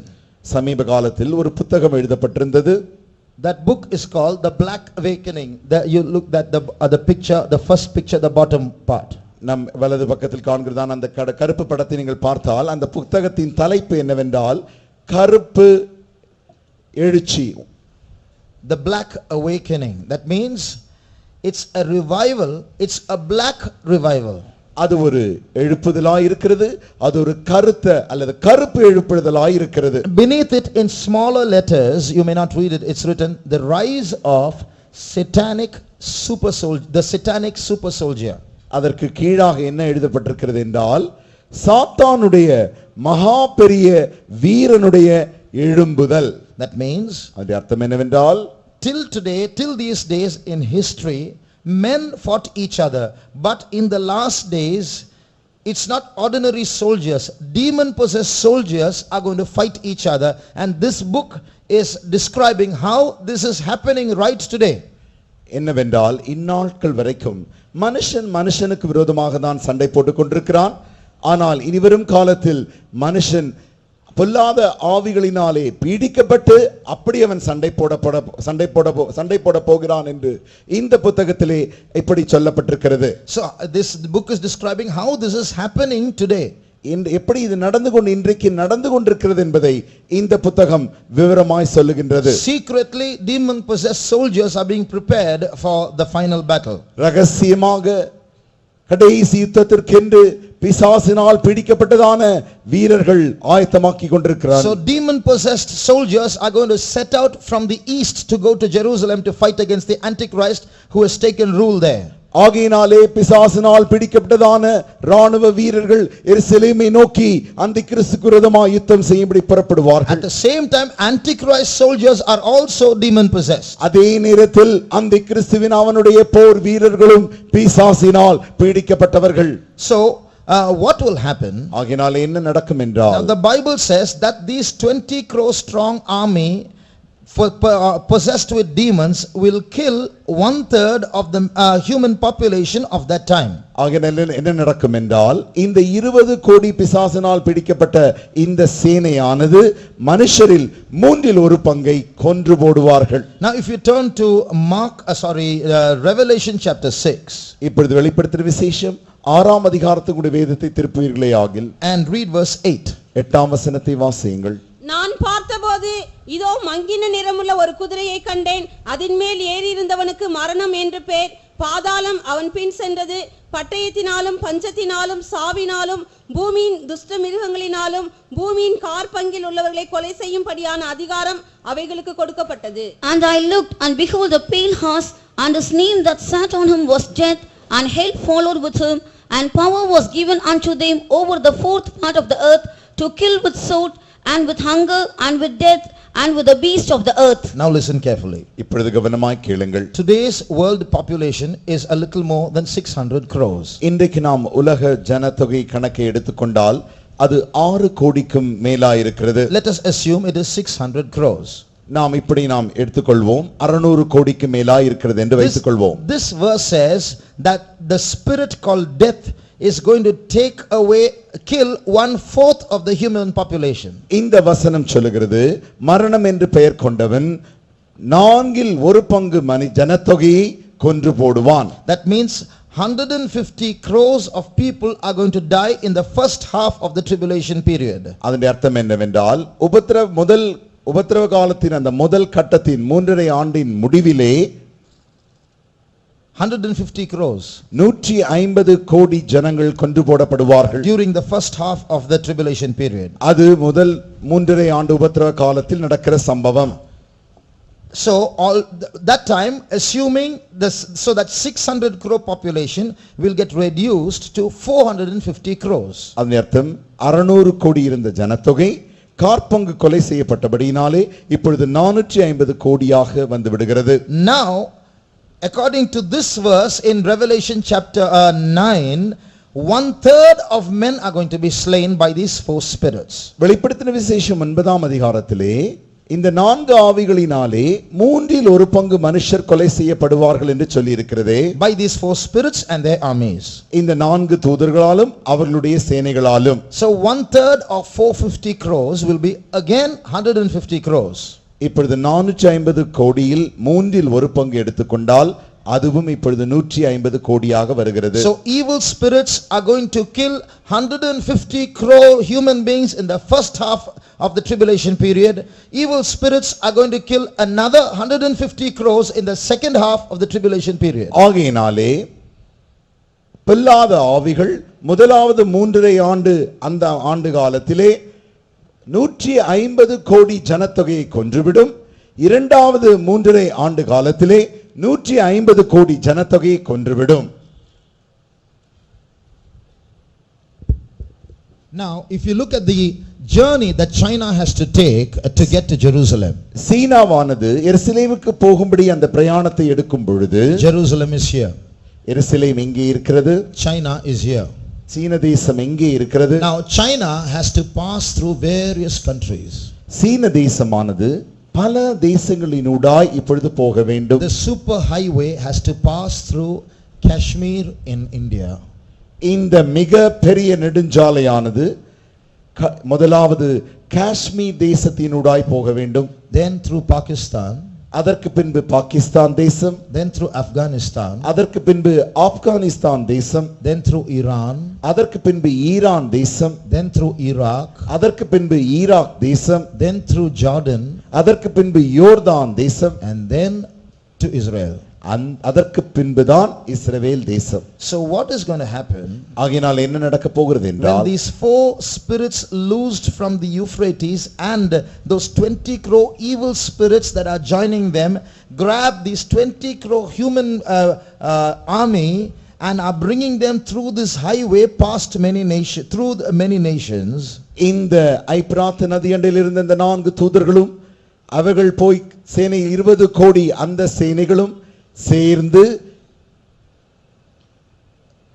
when they pass through this highway through many nations, பல தேசங்களினூடாய் இந்த மிக பெரிய நெடுஞ்சாலையினூடாய் வரும் பொழுது the countries that these army is passing through will get scared of these Chinese and the kings of the east. இந்த ராணுவம் இப்படி போகும் பொழுது இந்த கிழக்கித்திய சீனர்களும் இந்த ராஜாக்களும் வரும்பொழுது அவருடைய சேனைகளும் வரும்பொழுது அவர்கள் போகிறதான தேசங்கள் எல்லாம் இந்த சேனையை கண்டு பயப்படும். So they will retaliate or resist. ஆகையினாலே அவர்கள் இப்பொழுது அவர்களுக்கு எதிர்கொள்ளுவார்கள். Because no one is going to allow these kings of the east to pass through them with missiles and bombs and tanks. It's a threat to their country, isn't it? ஆகையினாலே ஏனென்றால் எந்த தேசமும் இப்படி ஒரு பெரிய ராணுவமானது தன்னுடைய அணுகுண்டோடு கூட பலவிதமான ஆயுதங்களோடு கூட இப்படி வருவதை எந்த தேசமும் ஒத்துக்கொள்ளாதல்லவா? Now what will happen? என்ன நடக்கும் என்றால், these spirits that are leading these kings of the east, the army, are leading them to kill 1/3 of the human population. இந்த ஆவிகள் 20 கோடி ராணுவத்தை நடத்தி கொண்டு வருகின்றன. இந்த ஆவியானது மனுஷரில் 1/3 பங்கை இவர்கள் மூலமாக கொலை செய்யும். So while traveling from China to Jerusalem, on the way they will pick up many wars. சீனாவிலிருந்து எருசலேமுக்கு பிரயாணம் போகிற வழியில் தானே பல யுத்தங்களை இந்த ராணுவம் செய்யும். Those 4 spirits are given 1 year, 1 month, 1 day, 1 hour to do this work. இந்த வேலையை செய்யும்படியாக இந்த 4 தூதர்களுக்கும் 1 ஆண்டு, 1 மாதம், 1 நாள், 1 மணி கொடுக்கப்படுகிறது. So in that time they are going to kill 150 crores of people. இந்த நேரத்து காலகட்டத்திற்குள்ளாய் 150 கோடி ஜனத்தை இந்த ராணுவம் கொன்றுவிடும். Now listen to this carefully. இப்பொழுது கவனமாய் கேளுங்கள். Already India and China are not in good terms. ஏற்கனவே பார்த்தால் இந்தியாவும் சீனாவும் அவ்வளவு நல்ல உறவில் இல்லை. And now China is going to pass through Kashmir, a disputed area. இப்பொழுது இந்த சீனாவானது காஷ்மீர் மாநிலம் வழியாக அது ஏற்கனவே சர்ச்சைக்குரிய நிலமாயிருக்கிறது, அதனூடாய் அது போக போகிறது. So it is quite probable, we cannot make accurate predictions, but we can make good guesses.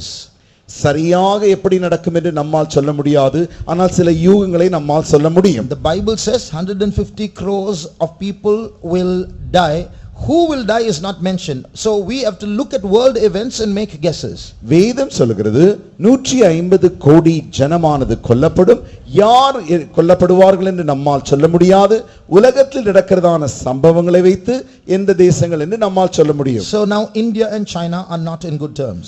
இந்தியாவும் சீனாவும் நல்ல உறவில் இல்லை. So when China passes through Kashmir, இப்பொழுது சீனாவானது காஷ்மீர் மாநிலமூடாய் போகும் பொழுது it's likely that India will resist. அப்பொழுது இந்தியா எதிர்ப்பது சாத்தியமே. And remember, there was not going to be peace talks, because who is leading them? Four spirits that are destined to kill human beings. ஞாபகத்தில் வைத்துக் கொள்ளுங்கள், எந்த விதமான சமாதான பேச்சுகளும் இங்கே இருக்காது. ஏனென்றால் மனுஷரை கொல்லும்படியாகவே 4 தூதர்கள் அங்கே புறப்பட்டு வந்து கொண்டிருக்கிறார்கள். So they will deliberately pick up a fight against India. வேண்டுமென்றே இந்தியாவுக்கு விரோதமாய் சண்டை அவர்கள் பிடித்துக் கொள்வார்கள். I'm not telling you what is going to happen. I'm telling you what can happen. என்ன நடக்க போகிறது என்று நான் உங்களுக்கு சொல்லவில்லை, என்ன நடக்கலாம் என்று சொல்லுகிறேன். Because for 150 crores of people to die, there's a good population here in India. With one bomb, many crores can be killed. ஏனென்றால் 150 கோடி ஜனத்தொகை கொல்லப்பட வேண்டும் என்றால் இந்திய தேசமானது ஜனத்தொகை நிறைந்த தேசம். ஒரு அணுகுண்டு போதும் அநேக ஜனங்களை கொன்றுவிடலாம். We in India alone 120 crores are there. India தேசத்தில் மாத்திரமே 120 கோடி ஜனத்தொகை உண்டு. So one nuclear bomb is enough to wipe out the entire population in India.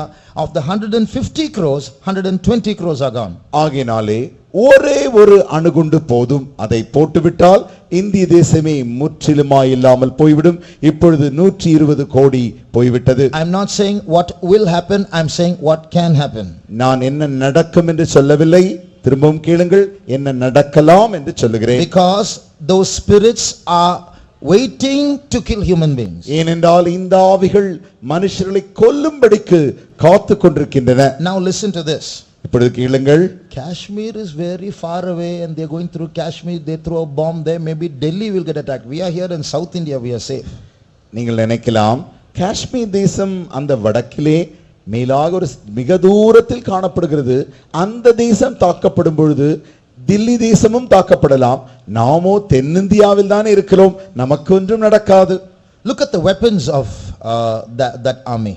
அந்த ராணுவத்தின் ஆயுதங்களை பாருங்கள். Read 9:17. வெளிப்படுத்தின விசேஷம் 9ஆம் அதிகாரம் 17ஆம் வசனத்தை வாசியுங்கள்.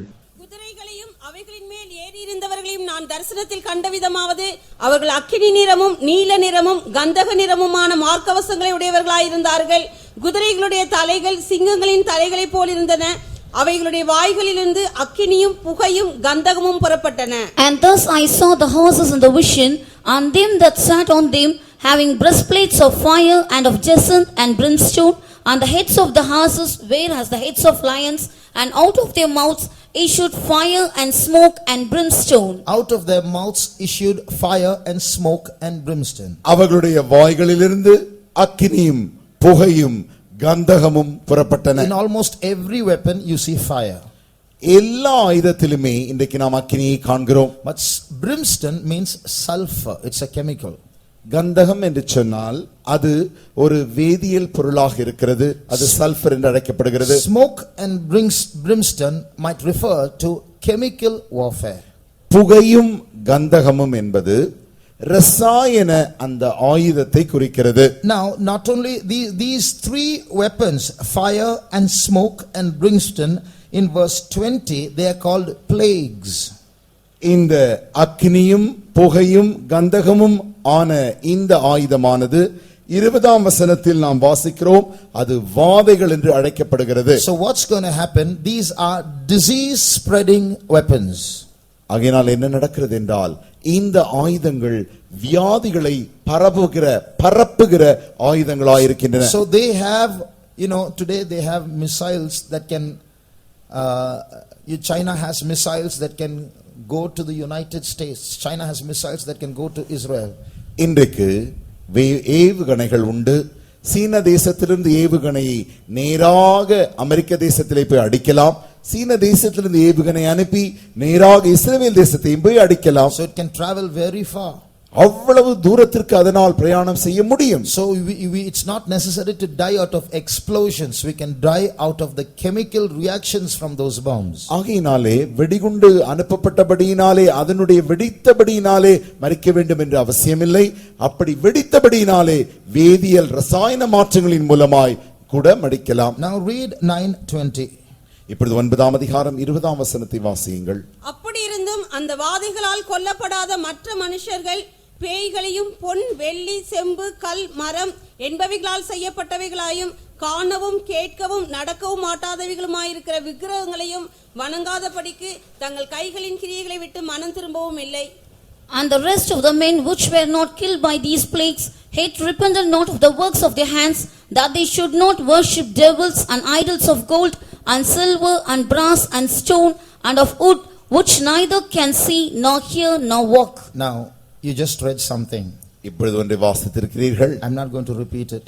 அதை நான் திரும்பமாக சொல்லப் போகிறதில்லை. But where do you find most of this? இந்த காரியங்களின் எல்லாவற்றும் அதிக காரியத்தை எங்கே உங்களால் காண முடிகிறது? Where can you see most of all that you just read? இப்பொழுது வாசித்த காரியங்கள் எல்லாவற்றையும் எங்கே நீங்கள் அதிகமாக காண முடிகிறது? So it is likely that Indians can be affected during this journey of the kings of the east to Jerusalem. ஆகினாலே கிழக்கித்திய ராஜாக்கள் எருசலேமுக்கு போகிறதான பிரயாணத்திலே இந்தியர்கள் தான் அதிகமாக தாக்கப்பட போகிறார்கள். தாக்கப்படக்கூடும். Read Revelation chapter 16.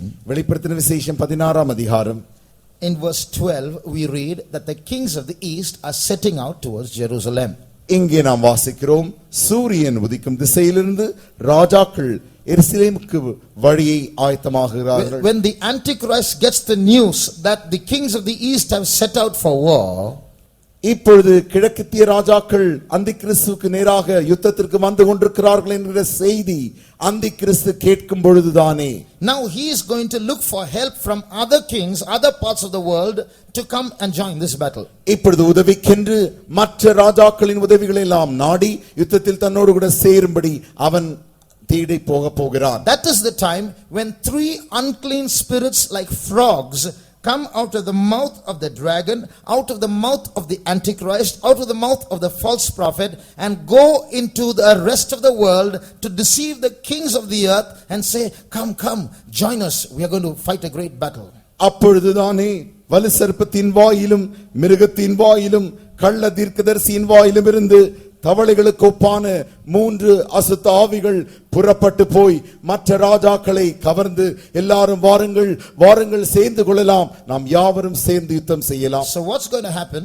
என்ன நடக்க போகிறது? The kings of the earth in general are going to join with the Antichrist and travel towards Israel. பூமியின் ராஜாக்கள் யாவரும் அந்தி கிறிஸ்துவோடு கூட சேர்ந்து கொண்டு அவர்கள் இப்பொழுது எருசலேமுக்கு நேராக பிரயாணம் செய்கிறார்கள். The kings of the east are traveling through the super highway towards Israel. கிழக்கித்திய ராஜாக்கள் மிகப்பெரிய நெடும் பாதையிலே இப்பொழுது எருசலேமுக்கு நேராக இவர்களும் பிரயாணம் செய்து கொண்டிருக்கிறார்கள். 20 crores in one army. ஒரு சேனையிலே 20 கோடி பேர். And across, the number is not mentioned, in another army with the Antichrist. அந்தி கிறிஸ்துவோடு கூட வேறு ஒரு சேனை இப்பொழுது வந்து கொண்டிருக்கிறது, அதில் எண்ணிக்கை சொல்லவில்லை, அதுவும் கோடிக்கணக்கானவைகள். So as both of them go are joining converging towards Jerusalem, இப்பொழுது இந்த 2 சேனையும் எருசலேமுக்கு அருகாமையில் வந்து கொண்டிருக்கும் பொழுது, I told you yesterday, நேற்றுக்கு நான் சொன்னேன், that Armageddon is a convenient spot on the first day. I told you, because it's a place where many roads from other countries meet. முதலாம் நாளில் தானே நான் உங்களுக்கு சொன்னேன், அர்மகதோன் என்கிறதான அந்த சமபூமியின் பள்ளத்தாக்கானது அநேக சாலைகளை நேராய் கொண்டு வருகிற லகுவான இடமாக இருக்கிறது. From other countries, மற்ற தேசங்களிலிருந்து பல சாலைகள் வந்து சேருகிற ஒரு இடமாய் இருக்கிறது. and it's in central Israel. அது இஸ்ரவேல் தேசத்தின் மத்தியில் காணப்படுகிறது. So what will happen? ஆகையினால் என்ன நடக்கும் என்றால், 20 crores coming towards the Megiddo from one direction, and crows joining with the Antichrist from another direction, all meeting at Megiddo. இப்பொழுது 20 கோடி நிறைந்ததான ஒரு சேனை மெகிதோவுக்கு வந்து கொண்டிருக்கிறது. அந்தி கிறிஸ்துவோடு கூட அவனுடைய சேனைகளும் கோடிக்கணக்கானவர்களும் சேர்ந்து மறுபக்கத்தில் வந்து கொண்டிருக்கிறார்கள். So when this happens, இது நடக்கும் பொழுது, war is going to happen or start. யுத்தமானது தொடங்க போகிறது. They are going to converge at Megiddo. இப்பொழுது அவர்கள் இருவரும் மெகிதோவிலே சந்திக்க போகிறார்கள். Antichrist says, I want Jerusalem. இப்பொழுது அந்தி கிறிஸ்து சொல்லுவான், எனக்குத்தான் எருசலேம் வேண்டும். The kings of the east says, no, we are not going to give it to you, we are going to take Jerusalem. கிழக்கித்திய ராஜாக்கள் சொல்லுவார்கள், இல்லவே இல்லை, எங்களுக்குத்தான் எருசலேம். Once again I ask you, ஒரு மறுபடியும் நான் உங்களை கேட்கட்டும், Such a small country, why do they want Jerusalem? சிறிய தேசம் ஏன் எருசலேம் வேண்டும் என்று கேட்கிறார்கள்? What do they have in Jerusalem? எருசலேமில் என்னத்தான் இருக்கிறது? That's God's place. அது தேவனுடைய ஸ்தலம். That's the place where God chose. அதைத்தான் தேவன் தெரிந்து கொண்ட இடமாக இருக்கிறது. That's why they want it. ஆகையினால் தான் அவர்கள் வேண்டும் என்று கேட்கிறார்கள். That's why I told you the battle of Armageddon is going to be a physical spiritual war. ஆகையினால் தான் அர்மகதோன் யுத்தமானது எழுத்துக்குரிய ஆவிக்குரிய யுத்தமாய் இருக்க போகிறது. So when these two factions of armies are competing for Jerusalem, இப்பொழுது இந்த இரண்டு சேனைகளும் எருசலேமை பிடிக்க போட்டி போடும் பொழுது, and the war is about to start, யுத்தமானது தொடங்குகிறதான அந்த சூழ்நிலையில் தானே both of them say, I want Jerusalem. இரண்டு பேருமே சொல்லுகிறார்கள், எங்களுக்கு தான் எருசலேம் வேண்டும். Somebody comes down from the sky. திடீரென்று வானத்திலிருந்து யாரோ ஒருவர் வருகிறார். He says, I also want Jerusalem. அவரும் சொல்லுகிறார், எனக்கும் எருசலேம் தான் வேண்டும். You won't have it, you won't have it, I will have it. உனக்கும் கிடையாது, உனக்கும் கிடையாது, எனக்கு தான். That is the battle of Armageddon. அதுதான் அர்மகதோன் யுத்தம். And when that red dressed man comes down from the skies, as you see in the last picture, அந்த கடைசி படத்தில் பார்க்கிறதான சிவந்த வஸ்திரமுள்ள அந்த மனுஷன் இறங்கி வரும் பொழுது, he is not going to come alone. அவர் தனியாய் வர போகிறதில்லை. He also has his armies. அவருக்கும் அவருடைய சேனைகள் உண்டு. So in that army, அந்த சேனையில் all Old Testament saints and conscience period saints will be there. எல்லா பழைய ஏற்பாட்டு பரிசுத்தவான்களும் மனசாட்சி காலத்து பரிசுத்தவான்களும், St. Paul and the early disciples and the first century saints will be there. பரிசுத்த பவுல் ஆதி நாட்களில் இருந்த சீஷர்கள். So you are going to see Abraham and David and Joseph and Daniel, they all will be in that army. Abraham, ஈசாக்கு, யோசேப்பு, தாவீது இவர்கள் யாவருமே அந்த சேனையில் இருப்பார்கள். And you are going to see the saints of this modern day period in that army. நவீன காலத்தில் இருந்ததான பரிசுத்தவான்கள் அவர்களும் அதில் இருப்பார்கள். Our pastors who have died and gone ahead will be in that army. நம்முடைய பாஸ்டர்மார்கள் மரித்து தேவனுக்கு இடத்தில் போய் இருக்கிறார்களே, அவர்களும் அந்த சேனையில் இருப்பார்கள். Those who are caught up and transformed when Jesus comes, they will be in that army. இயேசு வரும் பொழுது யாரெல்லாம் எடுக்கப்பட்டார்களோ, மறுரூபப்பட்டார்களோ, அவர்களும் அந்த சேனையில் இருப்பார்கள். So if we are alive and remain when Jesus comes, இயேசு வரும் பொழுது நாம் உயிரோடு இருப்போமே ஆகில், we will be there for 7 years and we will come back. நாம் அவரோடு கூட போய் 7 வருட காலம் அவரோடு இருந்துவிட்டு நாமும் திரும்பி வருவோம். Read Isaiah chapter 26. ஏசாயா 26ஆம் அதிகாரம் and read verse 20 20ஆம் வசனம் and 21. 21ஆம் வசனம். என் ஜனமே, நீ போய் உன் அறைகளுக்குள்ளே பிரவேசித்து உன் கதவுகளை பூட்டிக்கொண்டு சினம் கடந்து போக மட்டும் கொஞ்ச நேரம் ஒளித்துக்கொள். இதோ பூமியினுடைய குடிகளின் அக்கிரமத்தின் நிமித்தம் அவர்களை விசாரிக்கும்படி கர்த்தர் தம்முடைய ஸ்தானத்திலிருந்து புறப்பட்டு வருவார். பூமி தன் இரத்த பலிகளை வெளிப்படுத்தி தன்னிடத்தில் கொலை செய்யப்பட்டவர்களை இனி மூடாதிருக்கும். Come, my people, enter down into thy chambers and shut thy doors above thee. Hide thyself as it were for a little moment, until the indignation be overpast. For behold, the Lord cometh out of his place to punish the inhabitants of the earth for their iniquity. The earth also shall disclose her blood, and shall no more cover her slain. The Lord is inviting a group of people and saying, come my people. இப்பொழுது தேவனே ஒரு கூட்டம் ஜனத்தை அழைக்கிறார். என் ஜனமே வா. That's the coming of Jesus. அதுதான் இயேசு கிறிஸ்துவின் வருகையாய் இருக்கிறது. That's the secret coming of Jesus. அது இயேசு கிறிஸ்துவின் ரகசிய வருகையாய் இருக்கிறது. He is going to gather a group of people to himself. அவர் தனக்கென்று ஒரு கூட்டம் ஜனத்தை சேர்க்க போகிறார். And he will say, come and hide yourself in heaven for 7 years. Terrible things are going to happen in the earth below. Till then you hide there. நீ வா, வந்து என்னோடு கூட சேர்ந்து கொள், நீ ஒளித்துக்கொள். 7 ஆண்டு காலம் பயங்கரமான காரியங்கள் இங்கே நடக்க போகிறது. After that, அதற்கு பின்பு the Lord will come out of his place.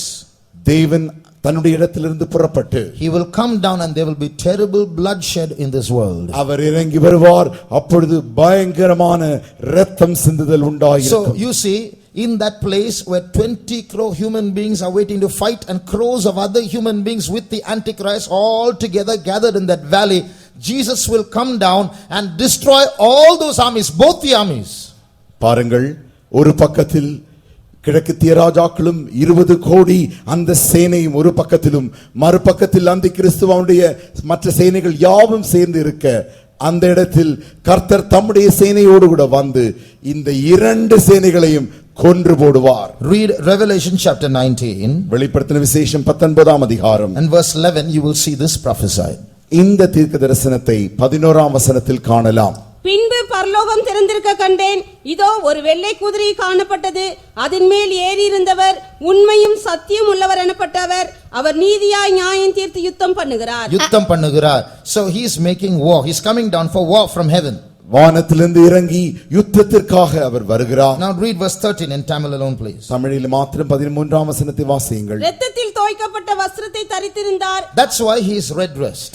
ஆகையினால் தான் அவர் சிவந்த வஸ்திரம் தரித்தவராயிருக்கிறார். Now read the next verse. அடுத்த வசனத்தை வாசியுங்கள். பரலோகத்தில் உள்ள சேனைகள் வெண்மையும் சுத்தமான மெல்லிய வஸ்திரம் தரித்தவர்களாய் வெள்ளை குதிரைகளின் மேல் ஏறி அவருக்கு பின் சென்றார்கள். They came with him and they are in that army. You and the saints before, the Old Testament saints, the law period saints, the conscience period saints, the saints of the first century, all following him behind. அவர்கள் யாவரும் இந்த பரிசுத்தவான்களும் நீங்களும் முதலாம் நூற்றாண்டு பரிசுத்தவான்களும் மனசாட்சி காலத்து பரிசுத்தவான்களும் பழைய ஏற்பாட்டு பரிசுத்தவான்களும் இவர்கள் யாவரும் அவருக்கு பின் சென்றார்கள். Now read verse 15. இப்பொழுது 15ஆம் வசனத்தை வாசியுங்கள். புறஜாதிகளை வெட்டும்படிக்கு அவருடைய வாயிலிருந்து கூர்மையான பட்டயம் புறப்படுகிறது, இருப்புக்கோலால் அவர்களை அரசாளுவார், அவர் சர்வ வல்லமையுள்ள தேவனுடைய உக்கிர கோபமாக்கி மதுவுள்ள ஆலையை மிதிக்கிறார்.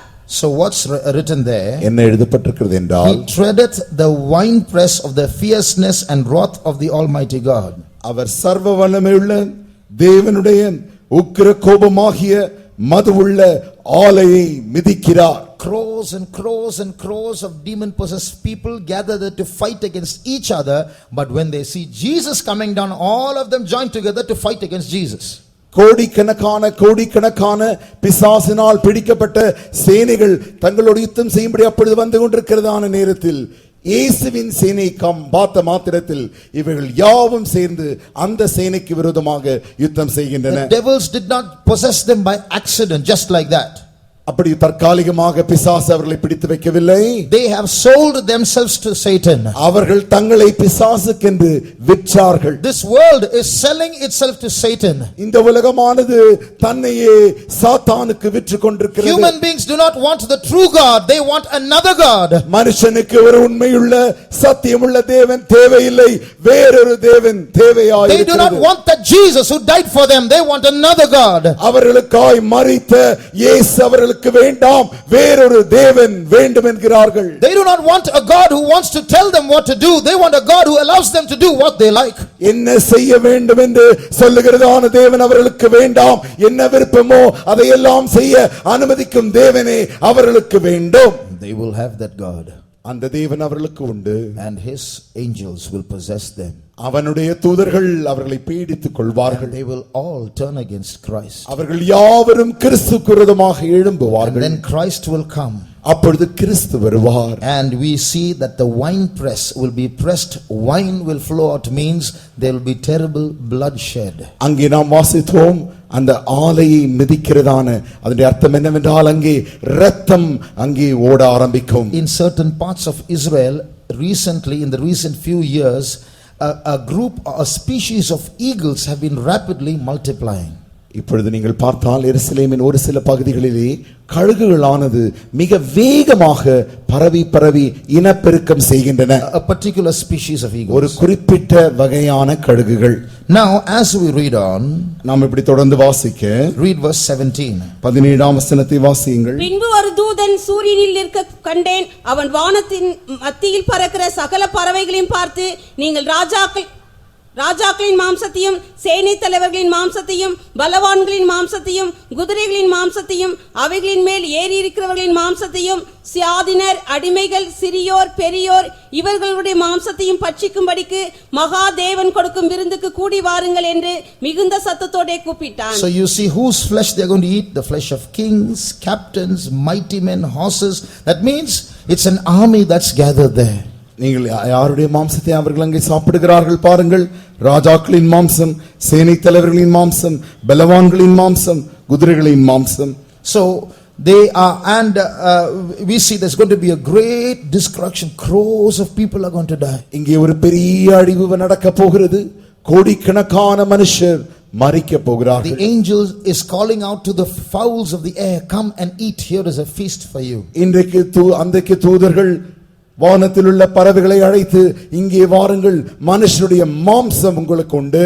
Read verse 19. 19ஆம் வசனம். பின்பு மிருகமும் பூமியின் ராஜாக்களும் அவருடைய சேனைகளும் குதிரையின் மேல் ஏறி இருக்கிறவரோடும் அவருடைய சேனையோடும் யுத்தம் பண்ணும்படிக்கு கூடி வர கண்டேன். அப்பொழுது மிருகம் பிடிக்கப்பட்டது. மிருகத்தின் முன்பாக செய்த அற்புதங்களால் அதன் முத்திரையை தரித்தவர்களையும் அதன் சொரூபத்தை வணங்கினவர்களையும் மோசம் போக்கின கள்ள தீர்க்கதரிசியும் கூட பிடிக்கப்பட்டான். What's written here? என்ன எழுதப்பட்டிருக்கிறது என்றால், first two armies came to fight with each other. Now these two armies got together and are fighting against Jesus. முதலாவது இரண்டு விதமான சேனைகள் ஒன்றோடொன்று யுத்தம் செய்யும்படி வருகின்றன. இப்பொழுது இந்த இரண்டு சேனைகளும் ஒன்றாய் சேர்ந்து இயேசுவின் சேனையோடு யுத்தம் செய்கின்றன. The war does not last very long.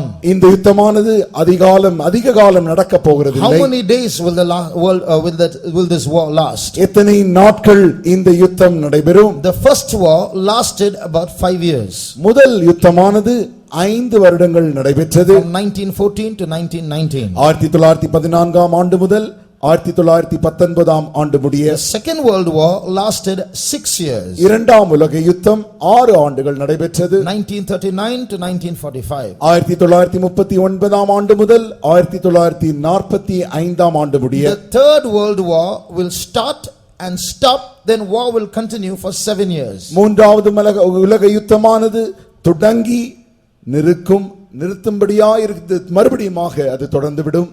For 7 years. 7 ஆண்டுகள் அது தொடர்ந்து நடக்கும்.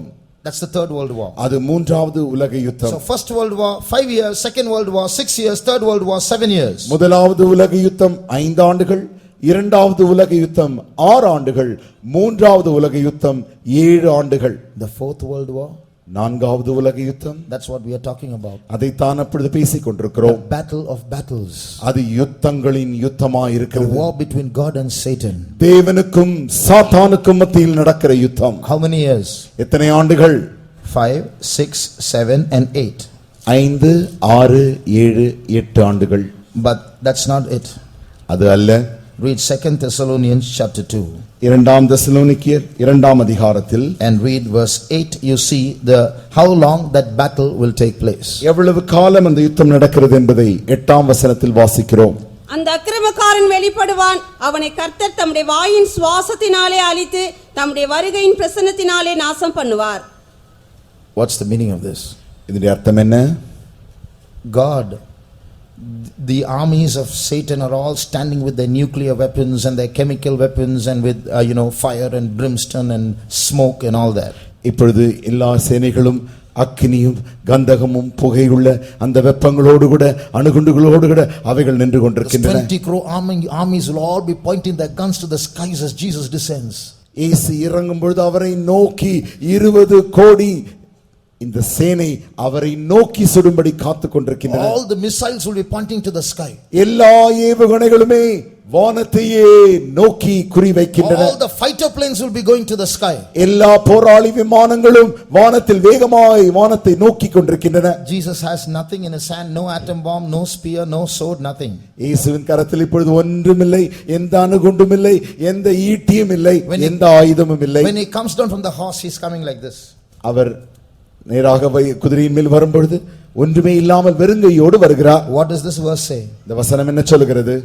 By the brightness of his coming. அவருடைய வருகையின் பிரசன்னத்தினால். அவருடைய வருகையின் பிரசன்னத்தினாலே. By the brightness of his coming, that means he is so white, he is so bright, he is so glorious that when he comes down, his glory will devour those crores and crores of people. He'll kill them all. அவர் அவ்வளவு பரிசுத்தமானவர், அவ்வளவு மகிமையானவர், அவ்வளவு பிரசன்னம் அவருக்கு இருக்கிறபடினாலே அந்த பிரசன்னத்தின் மகிமையினாலே கோடிக்கணக்கான சேனைகள் யாவும் விழுங்கப்படும். With what atom bomb are you going to kill the army of Christ? எந்த அணுகுண்டை கொண்டு கிறிஸ்துவின் சேனையை கொலை செய்ய முடியும். They are all resurrected people. அவர்கள் யாவும் உயிர்த்தெழுந்தவர்கள். They are army of resurrected saints.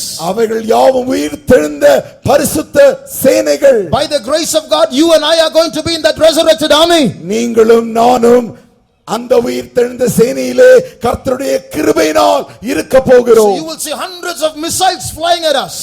நம்மை நோக்கி நூற்றுக்கணக்கான ஏவுகணைகள் வந்து கொண்டிருக்கும். See hundreds of fighter planes all coming towards us, throwing their bombs and their missiles and their weapons.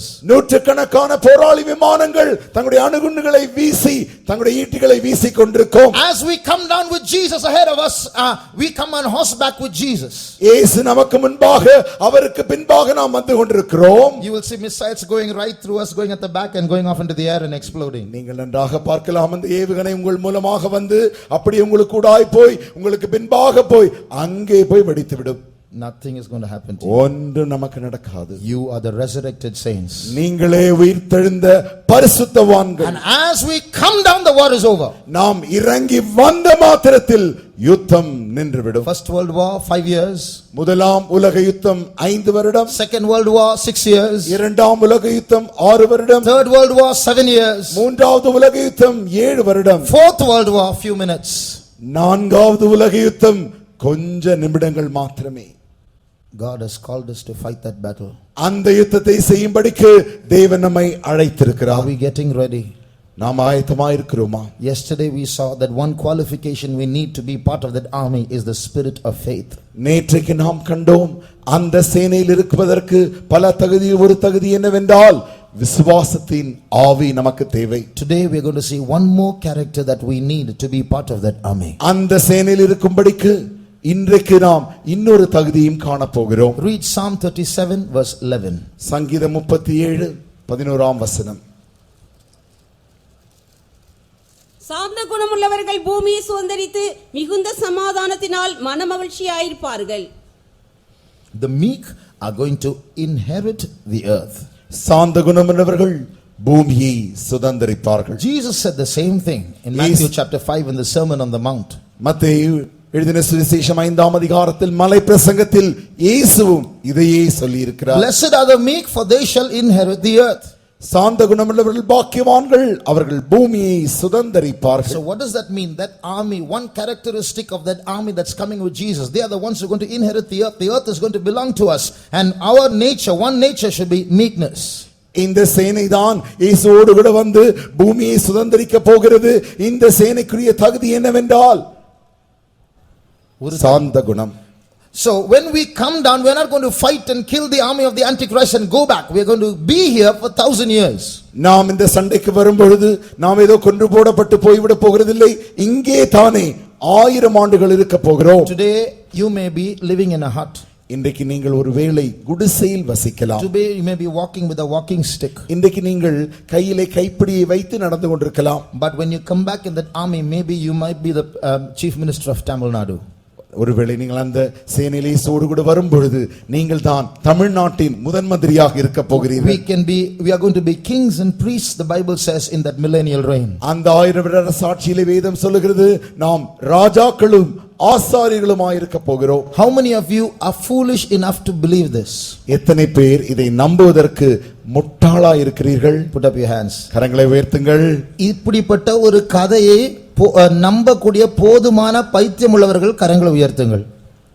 People who are so mad to believe such a kind of a foolish truth.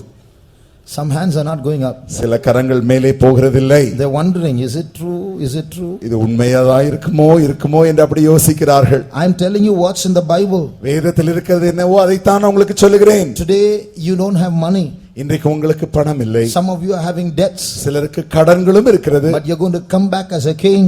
நீங்கள் மறுபடியுமாக வரும்பொழுது ராஜாவாய் வரப் போகிறீர்கள். You're going to inherit the whole earth. நீங்கள் இந்த முழு பூமியையும் சுதந்தரித்துக் கொள்ள போகிறீர்கள். You and I are going to be rulers in this world for a period of 1,000 years. 1000 ஆண்டு காலத்திற்கு நீங்களும் நானும் ஆளுகை செய்கிறவர்களாய் இருக்க போகிறோம். There's going to be no elections once in 5 years. ஒருமுறை 5 வருடத்துக்கு ஒருமுறை இனிமேல் அங்கே தேர்தல் இருக்காது. We are going to rule here unopposed for 1,000 years. 1000 ஆண்டுகள் யாரும் எதிர்க்காமலே நாம் ஆண்டுகை செய்து கொண்டிருப்போம். But we need to put on this meekness. ஆனால் நாம் இந்த சாந்த குணத்தை அணிந்து கொள்ள வேண்டும். How do we learn this meekness? எப்படி நாம் இந்த சாந்த குணத்தை கற்றுக்கொள்வது? God is permitting us trials, and one reason for those trials is for us to learn meekness. தேவன் நமக்கு சோதனைகளை அனுமதிக்கிறார். ஏன் அனுமதிக்கிறார் என்கிற காரணங்களில் ஒரு காரணம் நாம் சாந்த குணத்தை கற்றுக்கொள்ளும்படியாக. Most of the trials that God permits in our lives is to make us humble. தேவன் நம்முடைய வாழ்க்கையில் அனுமதிக்கிறதான அநேக சோதனைகள் ஏனென்றால் நாம் தாழ்மையா இருக்கும்படியாக, நம்மை தாழ்த்தும்படியாக. See, there are two wrong reactions that we can have when a trial comes our way. சோதனை வரும்பொழுது இரண்டு விதமான தவறான பிரதிக்கிரியைகள் உண்டாகும். Fight and flight. ஒன்று சண்டையிட வேண்டும் அல்லது பறந்து விட வேண்டும். Either you resist and go and meet your enemy and you say, I am going to ask, or you won't talk, you won't eat, you will withdraw. என்ன செய்வீர்கள்? சோதனை வரும்பொழுது நான் போய் சண்டை போட்டு என்னத்தான் நடக்கிறது என்று பார்த்து விடுவேன் என்று சொல்வீர்கள். அல்லது மறுபக்கத்தில் சாப்பிட மாட்டீர்கள், குடிக்க மாட்டீர்கள், தூங்க மாட்டீர்கள், பேசாமல் அப்படியே போய் விடுவீர்கள். Both are pride. ரெண்டுமே பெருமையாயிருக்கிறது. Humility is to stand in between and go to God for help. தாழ்மை என்னவென்றால் இந்த இரண்டுக்கும் மத்தியில் நின்று தேவனிடத்திற்கு போவதே. Read a beautiful verse in Isaiah chapter 5. ஏசாயா 50ஆம் அதிகாரத்தில் ஒரு அழகான வசனத்தை வாசியுங்கள். It's about Jesus. அது இயேசுவை குறித்த வசனம். Read verse 5. 5ஆம் வசனம். கர்த்தராகிய ஆண்டவர் என் செவியை திறந்தார், நான் எதிர்க்கவும் இல்லை. No fight. எதிர்க்கவும் இல்லை. No fight. No எதிர்க்கவும் இல்லை. நான் பின்வாங்கவும் இல்லை. No flight. நான் பறந்து பின்வாங்கவும் போகவில்லை. That's the character of Jesus. அதுதான் இயேசுவின் குணாதிசயம். He did not resist or withdraw. அவர் எதிர்க்கவும் இல்லை, பின்வாங்கவும் இல்லை. We have to learn that humility. அந்த தாழ்மையை நாம் கற்றுக்கொள்ள வேண்டும். Because Jesus was perfect in humility, he could take all those bashings and beatings and assaults upon himself on the cross. இயேசு தாழ்மையில் பூரணராயிருந்தார். சிலுவையிலே எல்லாவிதமான சாட்டையடிகளையும் அடிகளையும் வாங்கிக் கொண்டார். You know, Jesus said, if I want, I can summon 12 legions of angels to fight for me. இயேசு சொன்னார், எனக்கு வேண்டுமென்றால் 12 லீகியோனுக்கு மேற்பட்ட ஆவிகளை எனக்கு உதவிக்கு கொண்டு வர முடியும். When Jesus said that, he was not showing off. You know who I am? We do that sometimes, isn't it? இயேசு அப்படி சொன்ன பொழுது நான் யார் என்று தெரியுமா என்று அப்படி அந்த பெருமைக்கு சொல்லவில்லை. அப்படி நாம் சில நேரங்களில் செய்வோம் அல்லவா? They don't know who I am. If I show who I am, யார் என்று அவங்களுக்கு தெரியாது. நான் யார் என்று நான் காண்பித்தால். Recently one man was one group of people was trying to fight with with some of our church believers.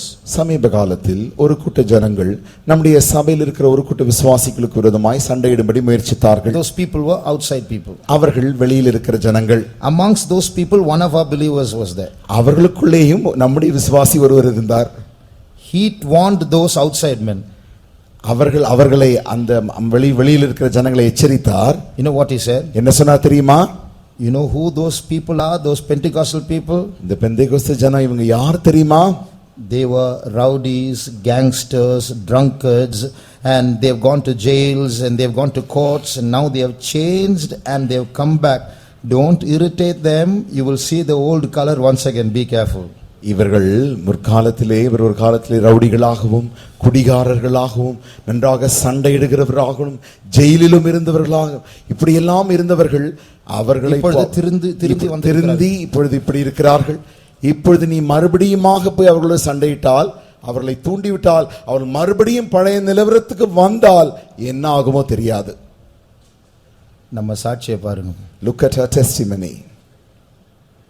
So that's the state we are in now, ready to fight. அந்த நிலவரத்தில் தான் நாம் இன்றைக்கு இருக்கிறோம். சண்டை போட ஆயத்தமாக இருக்கிறோம். Recently 2 believers were fighting. Many years ago. சமீப காலத்தில் 2 விசுவாசிகள் சண்டை போட்டுக் கொண்டிருந்தார்கள். One believer shouted at the other believer.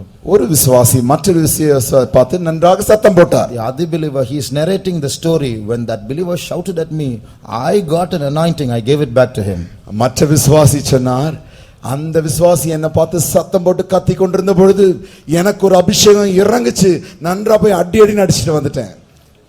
So that's the kind of Christians we are today. அப்படிப்பட்ட கிறிஸ்தவர்களாகத்தான் நாம் இன்றைக்கு இருக்கிறோம். That's not meekness. அது அல்ல சாந்த குணம். We must really humble ourselves before God. தேவனுக்கு முன்பாக நாம் உண்மையாகவே நம்மை தாழ்த்த வேண்டும். Lord, I don't have anybody. ஆண்டவரே எனக்கு யாரும் இல்லை. You are my help. ஆண்டவரே நீரே என் உதவி. I don't know how to talk back. ஆண்டவரே எப்படி திருப்பி பேசுவது எனக்கு தெரியாது. I need only you.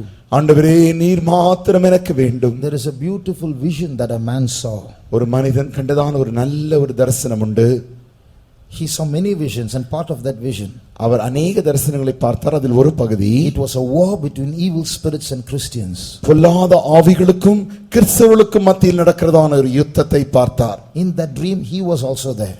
அந்த சொப்பனத்தில் அவரும் அங்கே இருந்தார். So many vultures, evil spirits were coming at the Christians who were standing on a mountain and fighting against those vultures. அநேக கழுகுகள் வந்து இந்த பொல்லாத ஆவிகள் கிறிஸ்தவர்களுக்கு விரோதமாக போராடி கொண்டிருந்தன.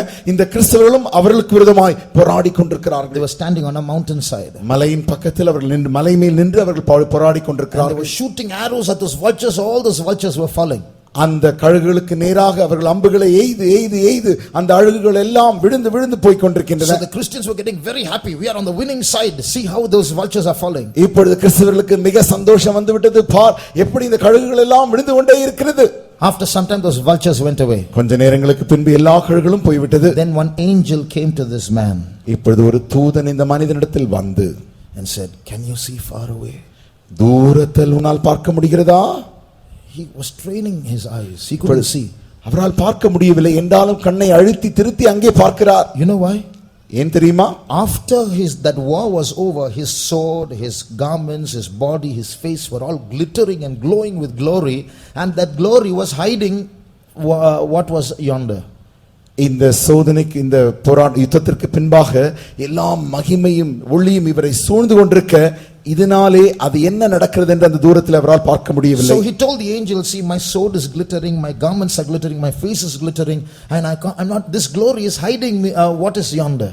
இப்பொழுது இந்த மனிதர் சொன்னார், என்னுடைய வஸ்திரம் இப்பொழுது பயங்கரமாக பளிங்கு போல ஜொலித்துக் கொண்டிருக்கிறது, மகிமையால் ஜொலித்துக் கொண்டிருக்கிறது, என் ஆயுதங்களும் மகிமையாலும் ஒளியாலும் ஜொலித்துக் கொண்டிருக்கிறபடினால் தூரத்தில் என்ன நடக்கிறது என்று என்னால் பார்க்கவே முடியவில்லை. Then the angel said, "Oh, is that? Wait, I'll come." அப்படியா? உடனடியாக தூதன் சொன்னான், இல்லை பொறுமையாயிரு, நான் வருகிறேன். The angel went and came back with a garment. இப்பொழுது தூதன் போய் ஒரு வஸ்திரத்தை எடுத்து வருகிறான். It was a rough brownish garment. அது ஒரு காப்பி நிற வஸ்திரமாக கடின வஸ்திரமாக இருந்தது. And it's a dress that nobody will want to wear. It was so simple, too simple. அது மிக மிக அவ்வளவு ஒரு எளிமையான வஸ்திரமாக இருந்தது. அது யாரும் வஸ்திரமாக தரித்துக் கொள்ள விரும்பவே கூடாத வஸ்திரமாக இருந்தது. So the angel said, "Put this." இதை நீ அணிந்து கொள் என்று இப்பொழுது தூதன் சொன்னார். I must wear this, is it? நான் இதை போய் போட்டுக்கணுமா என்ன? Yeah, you wear this. நீ கண்டிப்பாக போட்டுக்கொள்ள வேண்டும். Unwillingly he put on that garment. இப்பொழுது இந்த மனிதர் விருப்பமில்லாமல் அந்த வஸ்திரத்தை அணிந்து கொண்டார். And then the angels, when he put on that garment, அந்த வஸ்திரத்தை அவர் அணிந்து கொண்டபோது all that glory went off. அவருக்கு இருந்த எல்லா மகிமையும் போய்விட்டது. கிருபையில மகிமை, that is right. All the glory went off. எல்லா மகிமையும் போய்விட்டது. And then the angel said, "Now look there." இப்பொழுது நீ அந்த தூரத்தில் பார். And when he looked there, இப்பொழுது அவர் பார்த்த பொழுது thousands and thousands of demons in that valley below. அந்த பள்ளத்தாக்கு கீழே ஆயிரக்கணக்கான பொல்லாத ஆவிகள் இருந்தன. My God, look at those demons. I never noticed them before. தெய்வமே, இவ்வளவு பொல்லாத ஆவிகளா? நான் இதை முன்பே பார்க்கவே இல்லையே. Angel, what are those demons? தூதனே, அந்த ஆவிகள் என்ன? Those are the demons of pride. அந்த ஆவிகள் தான் பெருமையின் ஆவிகள். Is it? Then what is this dress? அப்படி என்றால் இந்த வஸ்திரம் கொடுத்தீர்களே அது என்ன? This dress is called humility. இந்த வஸ்திரம் தான் தாழ்மை. Suddenly this man wanted to wear this dress. திடீரென்று இந்த மனிதனுக்கு இந்த வஸ்திரம் போட்டுக்கொள்ள வேண்டும் என்று ஆசை. It doesn't look nice. அது பார்ப்பதற்கு நன்றாகவே இல்லை. Nobody will look at him twice with this dress. இப்படிப்பட்ட வஸ்திரத்தை போட்டபொழுது யாரும் இவரை இரண்டாவது முறை திரும்பி கூட பார்க்க மாட்டார்கள். But when he started walking down the mountain, இப்பொழுது அவர் மலையிலிருந்து இறங்கி நடந்து வர there were many fallen Christians, all wounded on the floor, on the plain. அந்த சமபூமியிலே விழுந்து போனதான் அநேக கிறிஸ்தவர்கள் அடிபட்டு காயப்பட்டு விழுந்து கிடக்கிறவர்களை கண்டார். Angels were ministering to them, dressing their wounds. அங்கே தூதர்கள் வந்து அவருடைய காயங்களை எல்லாம் கட்டி கொண்டிருக்கிறார்கள். And this man was walking past them. அவர்களுக்கு மத்தியினூடாய் இந்த மனிதன் நடந்து போகிறார். As he walked past one angel looked at him like this. அப்படி நடந்து போன பொழுது ஒரு தூதன் உடனடியாக இவரை திரும்பி பார்த்தார். When the angel saw that man, the angel immediately went down on one knee. அந்த தூதன் இவரை திரும்பி பார்த்த மாத்திரத்தில் உடனடியாக ஒரு முழங்காலில் அந்த தூதன் நின்று கொண்டார். As though bowing in honor. அவரை கனப்படுத்துவதற்காக அப்படி அந்த தூதன் செய்தார். This man, what is this angel doing, this new thing? Angels haven't done this before. இந்த மனிதர் பார்த்தார், என்ன இது ஒரு புதுசா இருக்குது, இந்த மாதிரி யாருமே செய்ததில்லையே, தூதர்கள் இப்படி செய்ததில்லையே. So he went past, another body was there, an angel was cleaning that body. The angel saw this man, again that angel bowed before him. இப்படி கொஞ்சம் தூரம் நடந்து போன பொழுது இன்னொரு காயப்பட்ட கிறிஸ்தவனை ஒரு தூதன் அங்கே அவருக்கு காயம் கட்டி கொண்டிருந்தார். அவருடைய மத்தியில் இவர் போன பொழுது இவரை அந்த தூதன் பார்த்து அவரும் வணங்கி பணிந்து கொண்டார். Now this man asked, why are you doing this? இப்படி இந்த மனிதர் கேட்டார், ஏன் நீங்கள் இப்படி செய்கிறீர்கள்? Till now I saw so many angels, they didn't do it. Why are you doing this now? இதுவரைக்கும் अनेक தூதர்களை நான் பார்த்தேன், யாருமே எனக்கு செய்யவில்லை, நீங்கள் மாத்திரமே இப்படி வணங்கி செய்கிறீர்கள். The angel said, it's your dress. அந்த தூதர்கள் சொன்னார்கள், அது ஏனென்றால் உன்னுடைய வஸ்திரத்தினாலே. This dress, இந்த வஸ்திரத்துக்கா, this brown simple dress which I didn't like, this dress, because of this you are bowing to me. இந்த காப்பி கலர் இந்த எளிமையான இந்த வஸ்திரத்திற்கா என்னை வணங்குகிறீர்கள்? Yes, this dress. ஆம், இந்த வஸ்திரத்திற்காகவே. Why? ஏன்? What's so big about this dress? இந்த வஸ்திரத்தை குறித்த மேன்மை என்ன? Those who wear this dress are the greatest in the kingdom of God. யாரெல்லாம் இந்த வஸ்திரம் தரிக்கிறார்களோ இவர்கள் யாவரும் தேவனுடைய ராஜ்யத்தில் பெரியவர்களாய் இருப்பார்கள். Does not the Bible say, he that humbleth himself as a little child, he will be greatest in the kingdom of God? வேதம் சொல்லவில்லையா, எவன் தன்னை தான் சிறு பிள்ளை போல தாழ்த்துகிறானோ அவன் தேவனுடைய ராஜ்யத்தில் பெரியவனாய் இருப்பான். And the angel continued to say, not only are you greatest in the kingdom of God, if you wear this dress, whole security of heaven will be for you. அந்த தூதன் சொன்னான், நீ இந்த சிறிய வஸ்திரம் தரித்தபடினாலே தேவனுடைய ராஜ்யத்தில் பெரியவனாக இருக்கிறது மாத்திரமல்ல, பரலோகத்தில் உள்ள முழு தூதர்களும் இந்த வஸ்திரம் நீ தரித்தபடினாலே உனக்கு அவர்கள் பாதுகாவலாய் இருப்பார்கள். முழு பரலோகத்துடைய பாதுகாப்பு உனக்காக இருக்கும். The entire security of heaven will be with you. You know why? ஏன் தெரியுமா? Because the people who wear this dress will not fight for themselves. இந்த வஸ்திரம் தரிக்கிறதான ஜனங்கள் ஒரு காலம் அவர்கள் தங்களுக்காக சண்டையிட மாட்டார்கள். It's the garment of humility. அது தாழ்மையின் வஸ்திரம். They don't know how to fight, they only know how to close their eyes and pray. எப்படி சண்டை போட வேண்டும் அவர்களுக்கு தெரியாது, கண்ணை மூடி ஜெபிக்க மாத்திரமே அவர்களுக்கு தெரியும். Shall we close our eyes? நாம் நம்முடைய கண்களை மூடுவோமா? Do you want that dress? அந்த வஸ்திரம் உங்களுக்கு வேண்டுமா? You will get the full security of heaven. பரலோகத்தின் முழு பாதுகாப்பும் உங்களுக்கு கிடைக்கும். When you wear that dress and come back with the army of Jesus Christ. நீங்கள் அந்த வஸ்திரம் தரித்து இயேசுவின் சேனையில் திரும்பி வரும் பொழுது you won't have to fight. நீங்கள் சண்டை போட வேண்டிய அவசியம் இல்லை. Jesus single-handedly will look after all those armies and get rid of them. இயேசு தனிமையாக மற்ற எதிர்க்கிற எல்லா சேனைகளையும் அழித்து நம்மை விட்டு அழித்து போடுவார். As I listen to the word of God, நான் இந்த தேவனுடைய வசனத்தை கேட்கும் பொழுதுதான் I want to tell you, I'm not preaching to you, I'm preaching to us. நான் ஒன்று சொல்லட்டும், நான் உங்களுக்கு பிரசங்கிக்கிறது மாத்திரமல்ல, நான் எனக்கும் பிரசங்கித்துக் கொண்டிருக்கிறேன். I want that garment of humility. எனக்கு அந்த தாழ்மையின் வஸ்திரம் வேண்டும். I want to be part of that army that comes with Jesus Christ. இயேசு கிறிஸ்துவோடு கூட வருகிற அந்த சேனையில் நானும் ஒரு பங்காய் இருக்க வேண்டும். I want to be with those white clad saints. அந்த வெண்வஸ்திரம் தரித்த பரிசுத்தவான்களோடு நானும் இருக்க வேண்டும். How many want that garment of meekness and humility? எத்தனை பேருக்கு அந்த தாழ்மை சாந்த குணத்தின் வஸ்திரம் வேண்டும்? Maybe someone has taken away your land. ஒருவேளை யாரோ ஒருவருடைய நிலத்தை எடுத்திருக்கலாம். Maybe someone has taken away your property. யாரோ ஒருவருடைய சொத்துக்களையும் எடுத்திருக்கலாம். And you want to go to court and fight for it and grab it back. நீதிமன்றத்திற்கு போய் சண்டையிட்டு அந்த நிலத்தை திரும்ப வேண்டும் என்று நீங்கள் கேட்கிறீர்கள். Don't do that. அதை செய்ய வேண்டாம். You humble yourself. உங்களை நீங்கள் தாழ்த்துங்கள். You humble yourself and go to Jesus. உங்களை நீங்கள் தாழ்த்தி இயேசுவினிடத்திற்கு செல்லுங்கள். Tell him your problem. உங்களுடைய பிரச்சனையை அவரிடத்தில் சொல்லுங்கள். If he gives it back, let him give it back to you. அவர் அவர் உங்களுக்கு திரும்பி தந்தால் அவர் திரும்பி தரட்டும். If it goes away, let it go away. அப்படியே அது போய்விட்டால் போய்விடட்டும். One thing is sure, you're going to come back very soon. You're going to get the whole earth for your inheritance. ஒரு காரியம் நிச்சயமாய் இருக்கிறது, நீங்கள் திரும்ப வந்து முழு பூமியையும் சுதந்தரித்துக் கொள்ள போகிறீர்கள். You want to be a king in this earth, or you just want that 1 acre of land for your own? இந்த பூமிக்கு நீங்கள் ராஜாவாக இருக்க விரும்புகிறீர்களா, அல்லது விட்டு போய் எடுத்துக்கொண்டு போனானே அந்த 1 ஏக்கர் லேண்ட் நிலம் வேண்டுமா? Is this true or is this a lie?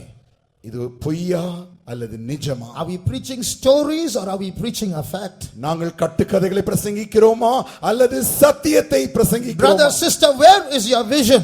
சகோதரனே சகோதரியே, உன்னுடைய தரிசனம் எங்கே? You are going through a problem in your life. உன்னுடைய வாழ்க்கையில் நீ பிரச்சனையோடாய் போய் கொண்டிருக்கிறாய். Your husband may be against you. உனக்கு விரோதமாய் உன் புருஷனும் காணப்படுகிறான். Maybe your boss in your office is against you. உன்னுடைய வேலை ஸ்தலத்தில் இருக்கிற உன் மேலதிகாரி உனக்கு விரோதமாய் இருக்கிறார். Maybe your wife is torturing you. உன்னுடைய மனைவி ஒருவேளை உன்னை துன்புறுத்தி கொண்டிருக்கிறாள். Don't resist with bad words. கெட்ட வார்த்தைகளால் நீ யாரையும் எதிர்க்க வேண்டாம். Don't show wave your hands. கரங்களை நீ அவர்களுக்கு நேராக கையையும் நீட்ட வேண்டாம். Just humble yourself. உன்னை நீ தாழ்த்துக்கொள். Now we will humble ourselves. இப்பொழுது நாம் நம்மை தாழ்த்துவோம். Let's go to Jesus. நாம் இயேசுவண்டை செல்வோம். He is our captain. அவரே நம்முடைய தலைவனாய் இருக்கிறார். He is teaching us another method of fighting. வேறு விதமாய் யுத்தம் செய்யும்படிக்கு அவர் நமக்கு பயிற்றுவிக்கிறார். He says, humble yourself. உன்னை தாழ்த்து என்று சொல்லுகிறார். Don't talk to human beings. எந்த மனுஷரோடு நீ பேச வேண்டாம். Don't resist. எந்த மனுஷருக்கு நீ எதிர்க்க வேண்டாம். Don't run away. ஓடி போகவும் வேண்டாம். Humble yourself and submit yourself to me. உன்னை நீ தாழ்த்தி என்னிடத்தில் அர்ப்பணிப்பாயாக. Humble yourself under the mighty hand of God. In due time he will exalt you. உன்னை சர்வ வல்லவருடைய கரத்தின் கீழ் சரியான நேரத்தில் தாழ்த்துவாயாக. அடங்கியிரு. ஏற்ற காலத்தில் அவர் உன்னை உயர்த்துவார். Dear child of God, அருமையான தேவனுடைய பிள்ளையே, humble yourself. உன்னை நீ தாழ்த்துவாயாக. In your battle, humble yourself. உன்னுடைய யுத்தத்தின் மத்தியில் நீ உன்னை தாழ்த்துவாயாக. That someone is resisting you, you humble yourself. உன்னை யாரோ எதிர்த்து கொண்டிருக்கிறார்களே, அந்த மத்தியில் நீ உன்னை தாழ்த்துவாயாக. You are going through that path of injustice, humble yourself. அநியாயத்தின் பாதையில் நீ போய் கொண்டிருக்கிறாயே, அங்கே உன்னை தாழ்த்துவாயாக. Your flesh is urging you to answer back, don't answer back, humble yourself. உன்னுடைய மாம்சமானது சண்டையிடும்படிக்கு உன்னை தூண்டுகிறது, நீ உன்னை தாழ்த்துவாயாக. Don't look for human help, humble yourself. மனுஷருடைய துணையோ உதவிக்காய் நீ நாட வேண்டாம், உன்னை நீ தாழ்த்துவாயாக. Let your spirit bow down before your maker. உன்னுடைய ஆவி உன்னை சிருஷ்டித்த சிருஷ்டிகருக்கு முன்பாக தாழ விழுந்து வணங்குவதாக. Today be clothed with that garment of meekness. இன்றைக்கு சாந்த குணமுள்ள அந்த வஸ்திரத்தினாலே அனுபவிப்போமாக. As you humble yourself this night, இன்று ராத்திரி நீ உன்னை தாழ்த்த the whole security of heaven will be with you. பரலோகத்தின் முழு பாதுகாவலும் உன்னோடு கூட இருக்கும். No human enemy, no demonic enemy will touch one hair on your head. எந்த விதமான மனுஷ சத்துருவோ, எந்த விதமான பிசாசின் சத்துருவோ உன் தலையின் ஒரு முடியை கூட தொட முடியாது. Humble yourself now. இப்பொழுது உன்னை தாழ்த்துவாயாக. Humble yourself now. இப்பொழுது உன்னை தாழ்த்துவாயாக. Let your spirit come down and humble itself before its maker. உன்னுடைய ஆவி இப்பொழுது தாழ இறங்கி தன்னை உண்டாக்கினவருக்கு முன்பாக தன்னை தான் தாழ்த்தட்டும். That spirit was bloating itself like a balloon to show who it is. அந்த ஆவி ஒரு பலூனை போல ஊதி ஊதி யார் தன்னை என்று காட்டிக் கொண்டிருக்கிறது. Let that balloon become small again. இப்பொழுது மறுபடியுமாக அந்த காற்றுள்ள பெரிய பலூன் சிறிதாய் வரட்டும். Lord, I humble myself. கர்த்தாவே, என்னை நான் தாழ்த்துகிறேன். Lord, I humble myself. ஆண்டவரே, நான் என்னை தாழ்த்துகிறேன். Lord, I humble myself. கர்த்தாவே, நான் என்னை தாழ்த்துகிறேன். Brother, sister, say it. Lord, I humble myself. சகோதரனே, சகோதரியே, வாயை திறந்து சொல்லுவாயாக, ஆண்டவரே, நான் என்னை தாழ்த்துகிறேன். You may have 100 reasons to fight, but say, Lord, I humble myself. சண்டை போடுவதற்கு உனக்கு 100 காரணங்கள் இருக்கலாம், என்றால் கர்த்தாவே, நான் என்னை தாழ்த்துகிறேன் என்று சொல்வாயாக. You will fight and fight and fight, you will never win.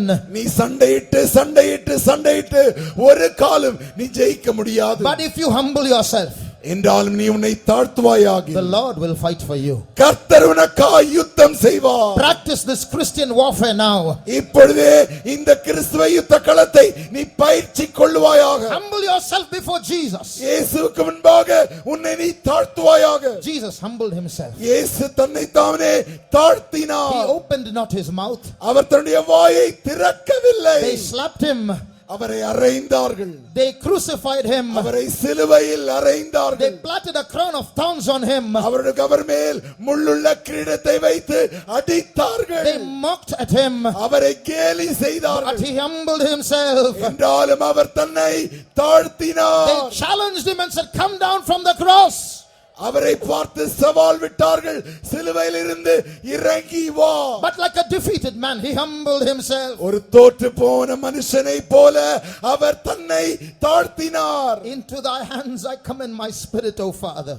பிதாவே, உம்முடைய கரங்களில் என் ஆவியை ஒப்படைக்கிறேன். Jesus died. இயேசு மரித்தார். Like a defeated man he died. ஒரு தோற்று போன மனுஷனை போல இயேசு மரித்தார். They buried his body. அவருடைய சரீரத்தை அவர்களோ அடக்கம் பண்ணினார்கள். Even the disciples thought Jesus was gone.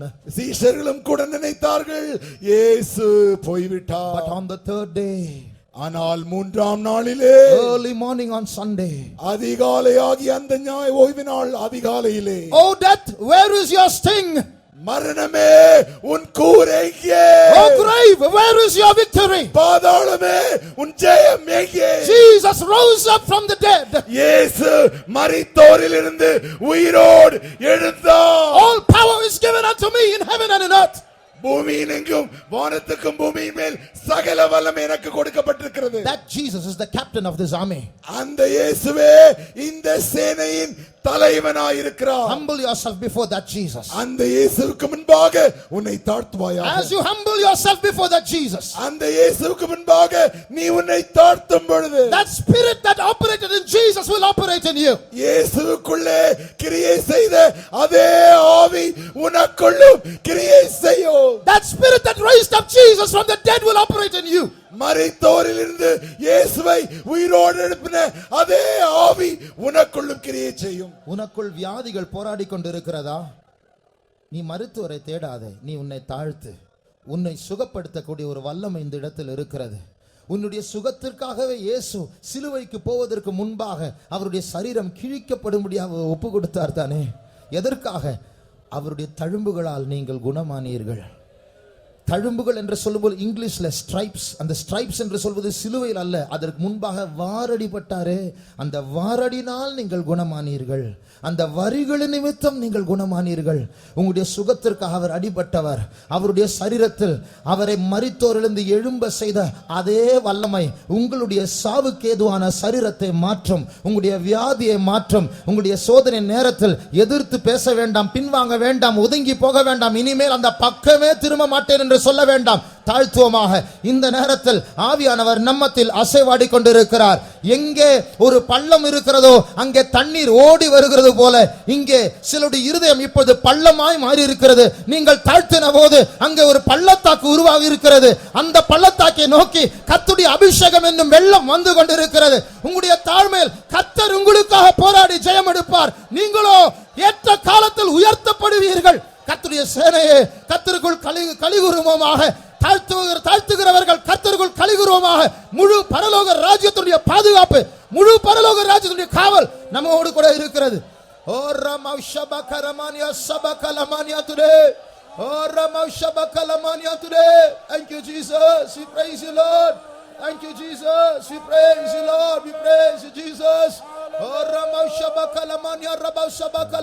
today. சுய ஆடம்பரம் மற்றும் சுட்டரிக்க வேணுமே, தயவு தாழ்மையின் ஆவி தந்தருள வேணுமே. மனமான யாவு நின்றும் மனம் அதை வேணுமே, ஆயனே அடியார்களின் அடைக்கலமே, சுய ஆடம்பரம் முற்றும் சுட்டரிக்க வேணுமே, தயவு தாழ்மையினாலே தந்தருள வேணுமே, ஆயமான யாவருக்கு மனமாவே வேணுமே, ஆயனே அடியார்களின் அடைக்கலமே, சுய ஆடம்பரம் மற்றும் சுட்டரிக்க வேணுமே.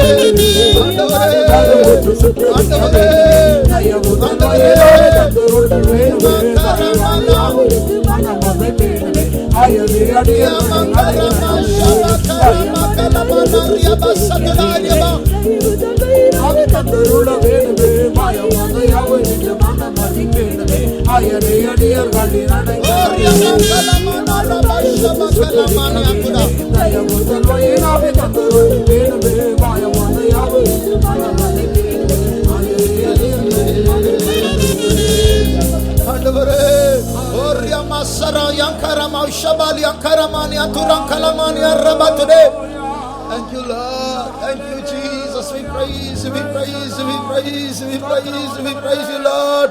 Thank you, Lord. We thank you, Jesus. We praise you, we praise you. எனக்குள்ள ஒரு மேட்டிமையின் ஆவி உண்டு. அடிக்கடி பெருமையாய் இருக்கிறேன். எனக்கு அதிலிருந்து விடுதலை கிடைக்க வேண்டும். என்னால் முயற்சி செய்தும் எனக்கு விடுதலை இல்லை என்று உணர்கிறவர்கள் தயவு செய்து எழும்பி நின்று முன்னாடி வாருங்கள். நீங்கள் யோசித்தாலும் சுயத்தினால் உங்களுக்கு விடுதலை கிடைக்கவில்லை. அந்த பெருமையின் ஆவியிலிருந்து விடுதலை வேண்டும் என்றால் முன்னாடி வாருங்கள். பரிசுத்தவான்கள் உங்களுக்காக ஜெபிக்க போகிறார்கள். கர்த்தர் உங்களுக்கு தாழ்மையின் ஆவியை, சாந்த குணத்தை ஒரு கிருபையாய் அவர் தரப்போகிறார். அந்த ஆவி உங்களை விட்டு நீங்க போகிறது. ஒருவர் வந்து விட்டார். மற்றவர்கள் எனக்கு அந்த பெருமையிலிருந்து மேட்டிமையிலிருந்து விடுதலை வேண்டும், நான் அகந்தையாக நான் பேசுகிறேன், என்னுடைய வார்த்தையில் மேட்டுமை உண்டு, எனக்கு விடுதலை வேண்டும் என்று சொல்லுகிறவர்கள் தாழ்த்தி, இந்த ஒரு செயலில் தாழ்த்தி முன்னாடி வாருங்கள். அந்த பெருமை உங்களை எழும்ப விடாது. உட்காரு, உன் மானம் போய்விடும் என்று அது சொல்லும். வேண்டாம், மானம் போனாலும் பரவாயில்லை. தாழ்த்தும் போது கர்த்தர் அந்த ஆவியை அகற்றுவார். கர்த்தர் விடுதலையை தருவார். தாழ்மையோடு கர்த்தருடைய சமூகத்தை தேடி வருவோமாக. மற்றவர்கள் அங்கே இருந்து நாம் ஒத்துக்கொள்வோமாக. எனக்கு பெருமை உண்டு என்று அறிக்கை செய்கிறவர்கள் வலது கரத்தை உயர்த்தி அதை காட்டுங்கள். பெருமை இல்லாதவர்கள் யாருமே கிடையாது. இதுதான் உண்மை. நமக்கு எல்லாருக்கும் பெருமை உண்டு. ஆனால் நமக்காக கிரியை செய்கிறவர், நம்மை ரட்சித்தவர், அவர் தாழ்மையின் பூரணராய் இருக்கிறார். அவர் மேலே போய் வேறு ஒரு தேற்றவாளனை அனுப்புவேன் என்று சொன்னாரே, அவரும் மிகுந்த தாழ்வை உள்ளவர். யோசித்து பாருங்கள். அந்த பரிசுத்த ஆவியானவருக்கு குடியிருக்க வேற நல்ல வீடு கிடைக்கவில்லையா? அவர் போய் நம்முடைய பொல்லாத உள்ளத்திலா தங்க வேண்டும்? அருவருப்பான பாவத்தை வெறுக்கிற பரிசுத்த ஆவியானவர் இங்கேயா வர வேண்டும்? அவர் எவ்வளவாய் தாழ்முள்ளவர். நம்முடைய குப்பையான அருவருப்பான இந்த இருதயத்தை அவர் தேர்ந்தெடுத்து அங்கே தங்கும்படி அவர் வந்திருக்கிறாரே. இன்றைக்கு நாம் அந்த தாழ்மைக்காக ஜெபிக்க போகிறோம். ஒரு நிமிடம் நாம் ஜெபிப்போமா? கர்த்தாவே, எங்களுக்குள் இருக்கிற அந்த மேட்டிமையை நீர் மாற்றி போடும். உம்முடைய சாயல் எங்களுக்கு வேண்டும். உம்முடைய தாழ்மை எங்களுக்கு வேண்டும். உம்முடைய அந்த சாந்த குணம் எங்களுக்கு வேண்டும். நான் உம்முடைய சேனையாய் மாற வேண்டும். உம்மோடு கூட அர்மகெதோன் யுத்தத்தில் நானும் பங்கெடுக்க வேண்டும். ஆண்டவரே, ஒரு நிமிடம் நம்முடைய சத்தத்தை உயர்த்தி அந்த தாழ்மையின் பூரணாய் இருக்கிறதான அந்த இயேசுவிடத்தில் ஜெபிப்போமாக. ஆமென்.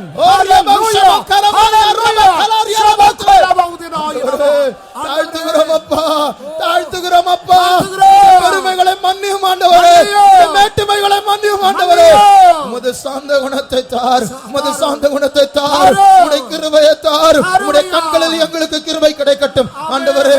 தாழ்மையோடு என்னோடு இங்கே வந்து முழங்கால் படிட்டு இருக்கிறவரை நீர் பொறுப்பெடுக்க வேண்டும். இங்கே வந்து நிற்கிறவர்களை நீர் பொறுப்பெடுக்க வேண்டும். உம்முடைய நாமத்தில் அவர்களை ஆசீர்வதிக்கிறோம். அவர்களை கட்டி வைத்திருக்கிற அந்த பெருமையின் ஆவியை இயேசுவின் பரிசுத்த நாமத்தில், தாழ்மையின் பூரணராய் இருக்கிற இயேசுவின் பரிசுத்த நாமத்தில் கட்டுகிறோம்.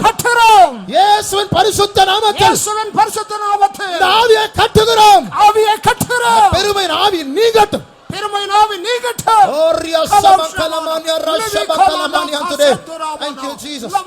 இப்பொழுது கர்த்தர் ஒரு அபிஷேகத்தை தந்து கொண்டிருக்கிறார். அந்த அபிஷேகம் நம்மை தாழ்த்த உதவி செய்கிற அபிஷேகம். வெட்கப்பட வேண்டிய சூழ்நிலைகள் வந்தாலும், நிந்தைகள் வந்தாலும், அவமானங்கள் வந்தாலும், ஆமென் கர்த்தாவே உம்முடைய சித்தத்தின்படி ஆக கடவுது என்று தைரியமாய் சொல்லக்கூடிய ஒரு தாழ்மையின் அபிஷேகத்தை கர்த்தர் தந்து கொண்டிருக்கிறார். பெற்றுக்கொள்வோமா? ஹல்லேலூயா. ஓரியாமா சபகலமானியா ரஷபகலமானியா சுய ஆடம்பரம் மற்றும் சுட்டரிக்க வேண்டுமே, தயவு தாழ்மையின் ஆவி தந்தருள வேண்டுமே, மாயமான யாவென்று மனமாவை வேண்டுமே. ஒரு அபிஷேகம் வந்து கொண்டிருக்கிறது. தாழ்மை என்னும் வஸ்திரத்தை தரிக்க உதவி செய்கிற அபிஷேகம், முழு பரலோகத்தினுடைய பாதுகாப்பை தரக்கூடிய அபிஷேகம், தூதர்கள் உங்களை கனப்படுத்தக்கூடிய அபிஷேகம், பரலோகத்தில் பெரியவர்களாய் மாற்றக்கூடிய அபிஷேகம்.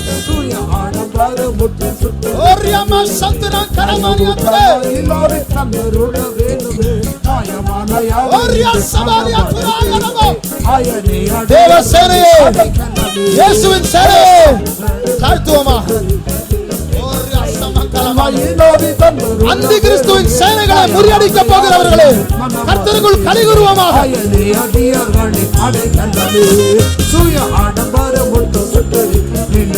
தயவு தன்மையினாலே தந்தருள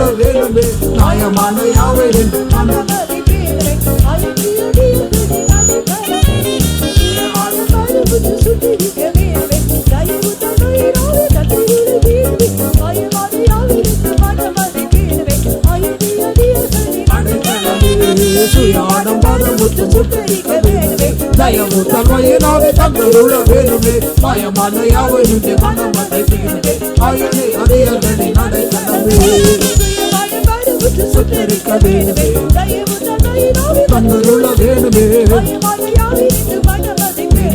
ஆயனை அடியர்களை நடைக்கணமே சுத்தரிக்க வேணுமே, தந்தருள வேணுமே, மாயமான யாவென்று மனமதை தீருமே, ஆயனை அடியர்களை நடைக்கணமே.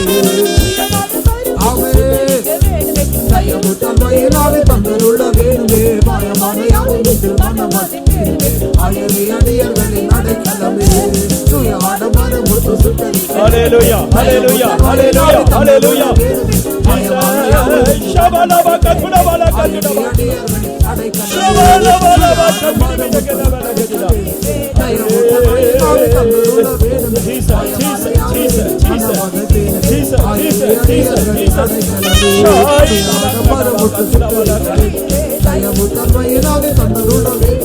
Amen, amen, amen, amen, amen. Jesus.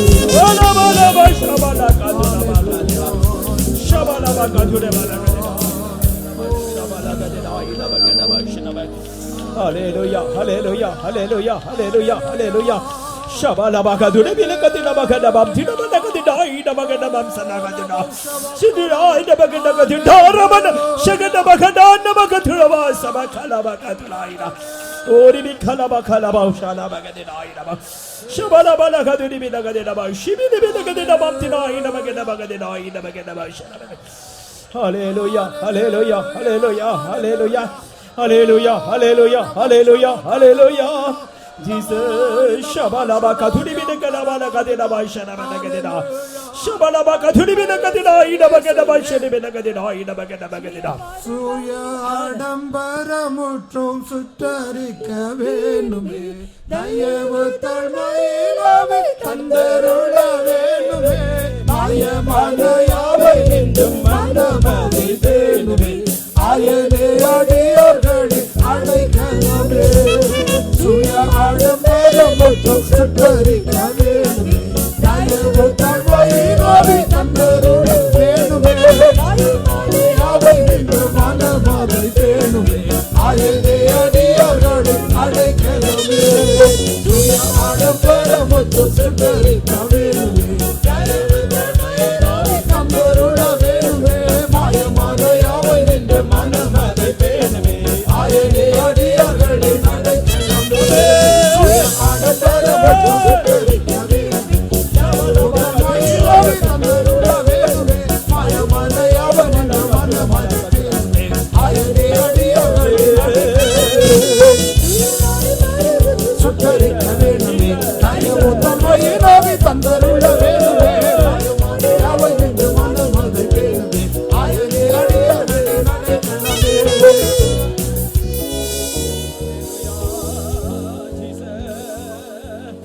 Praise the Lord, praise the Lord, praise the Lord, praise the Lord, praise the Lord, praise the Lord, praise the Lord.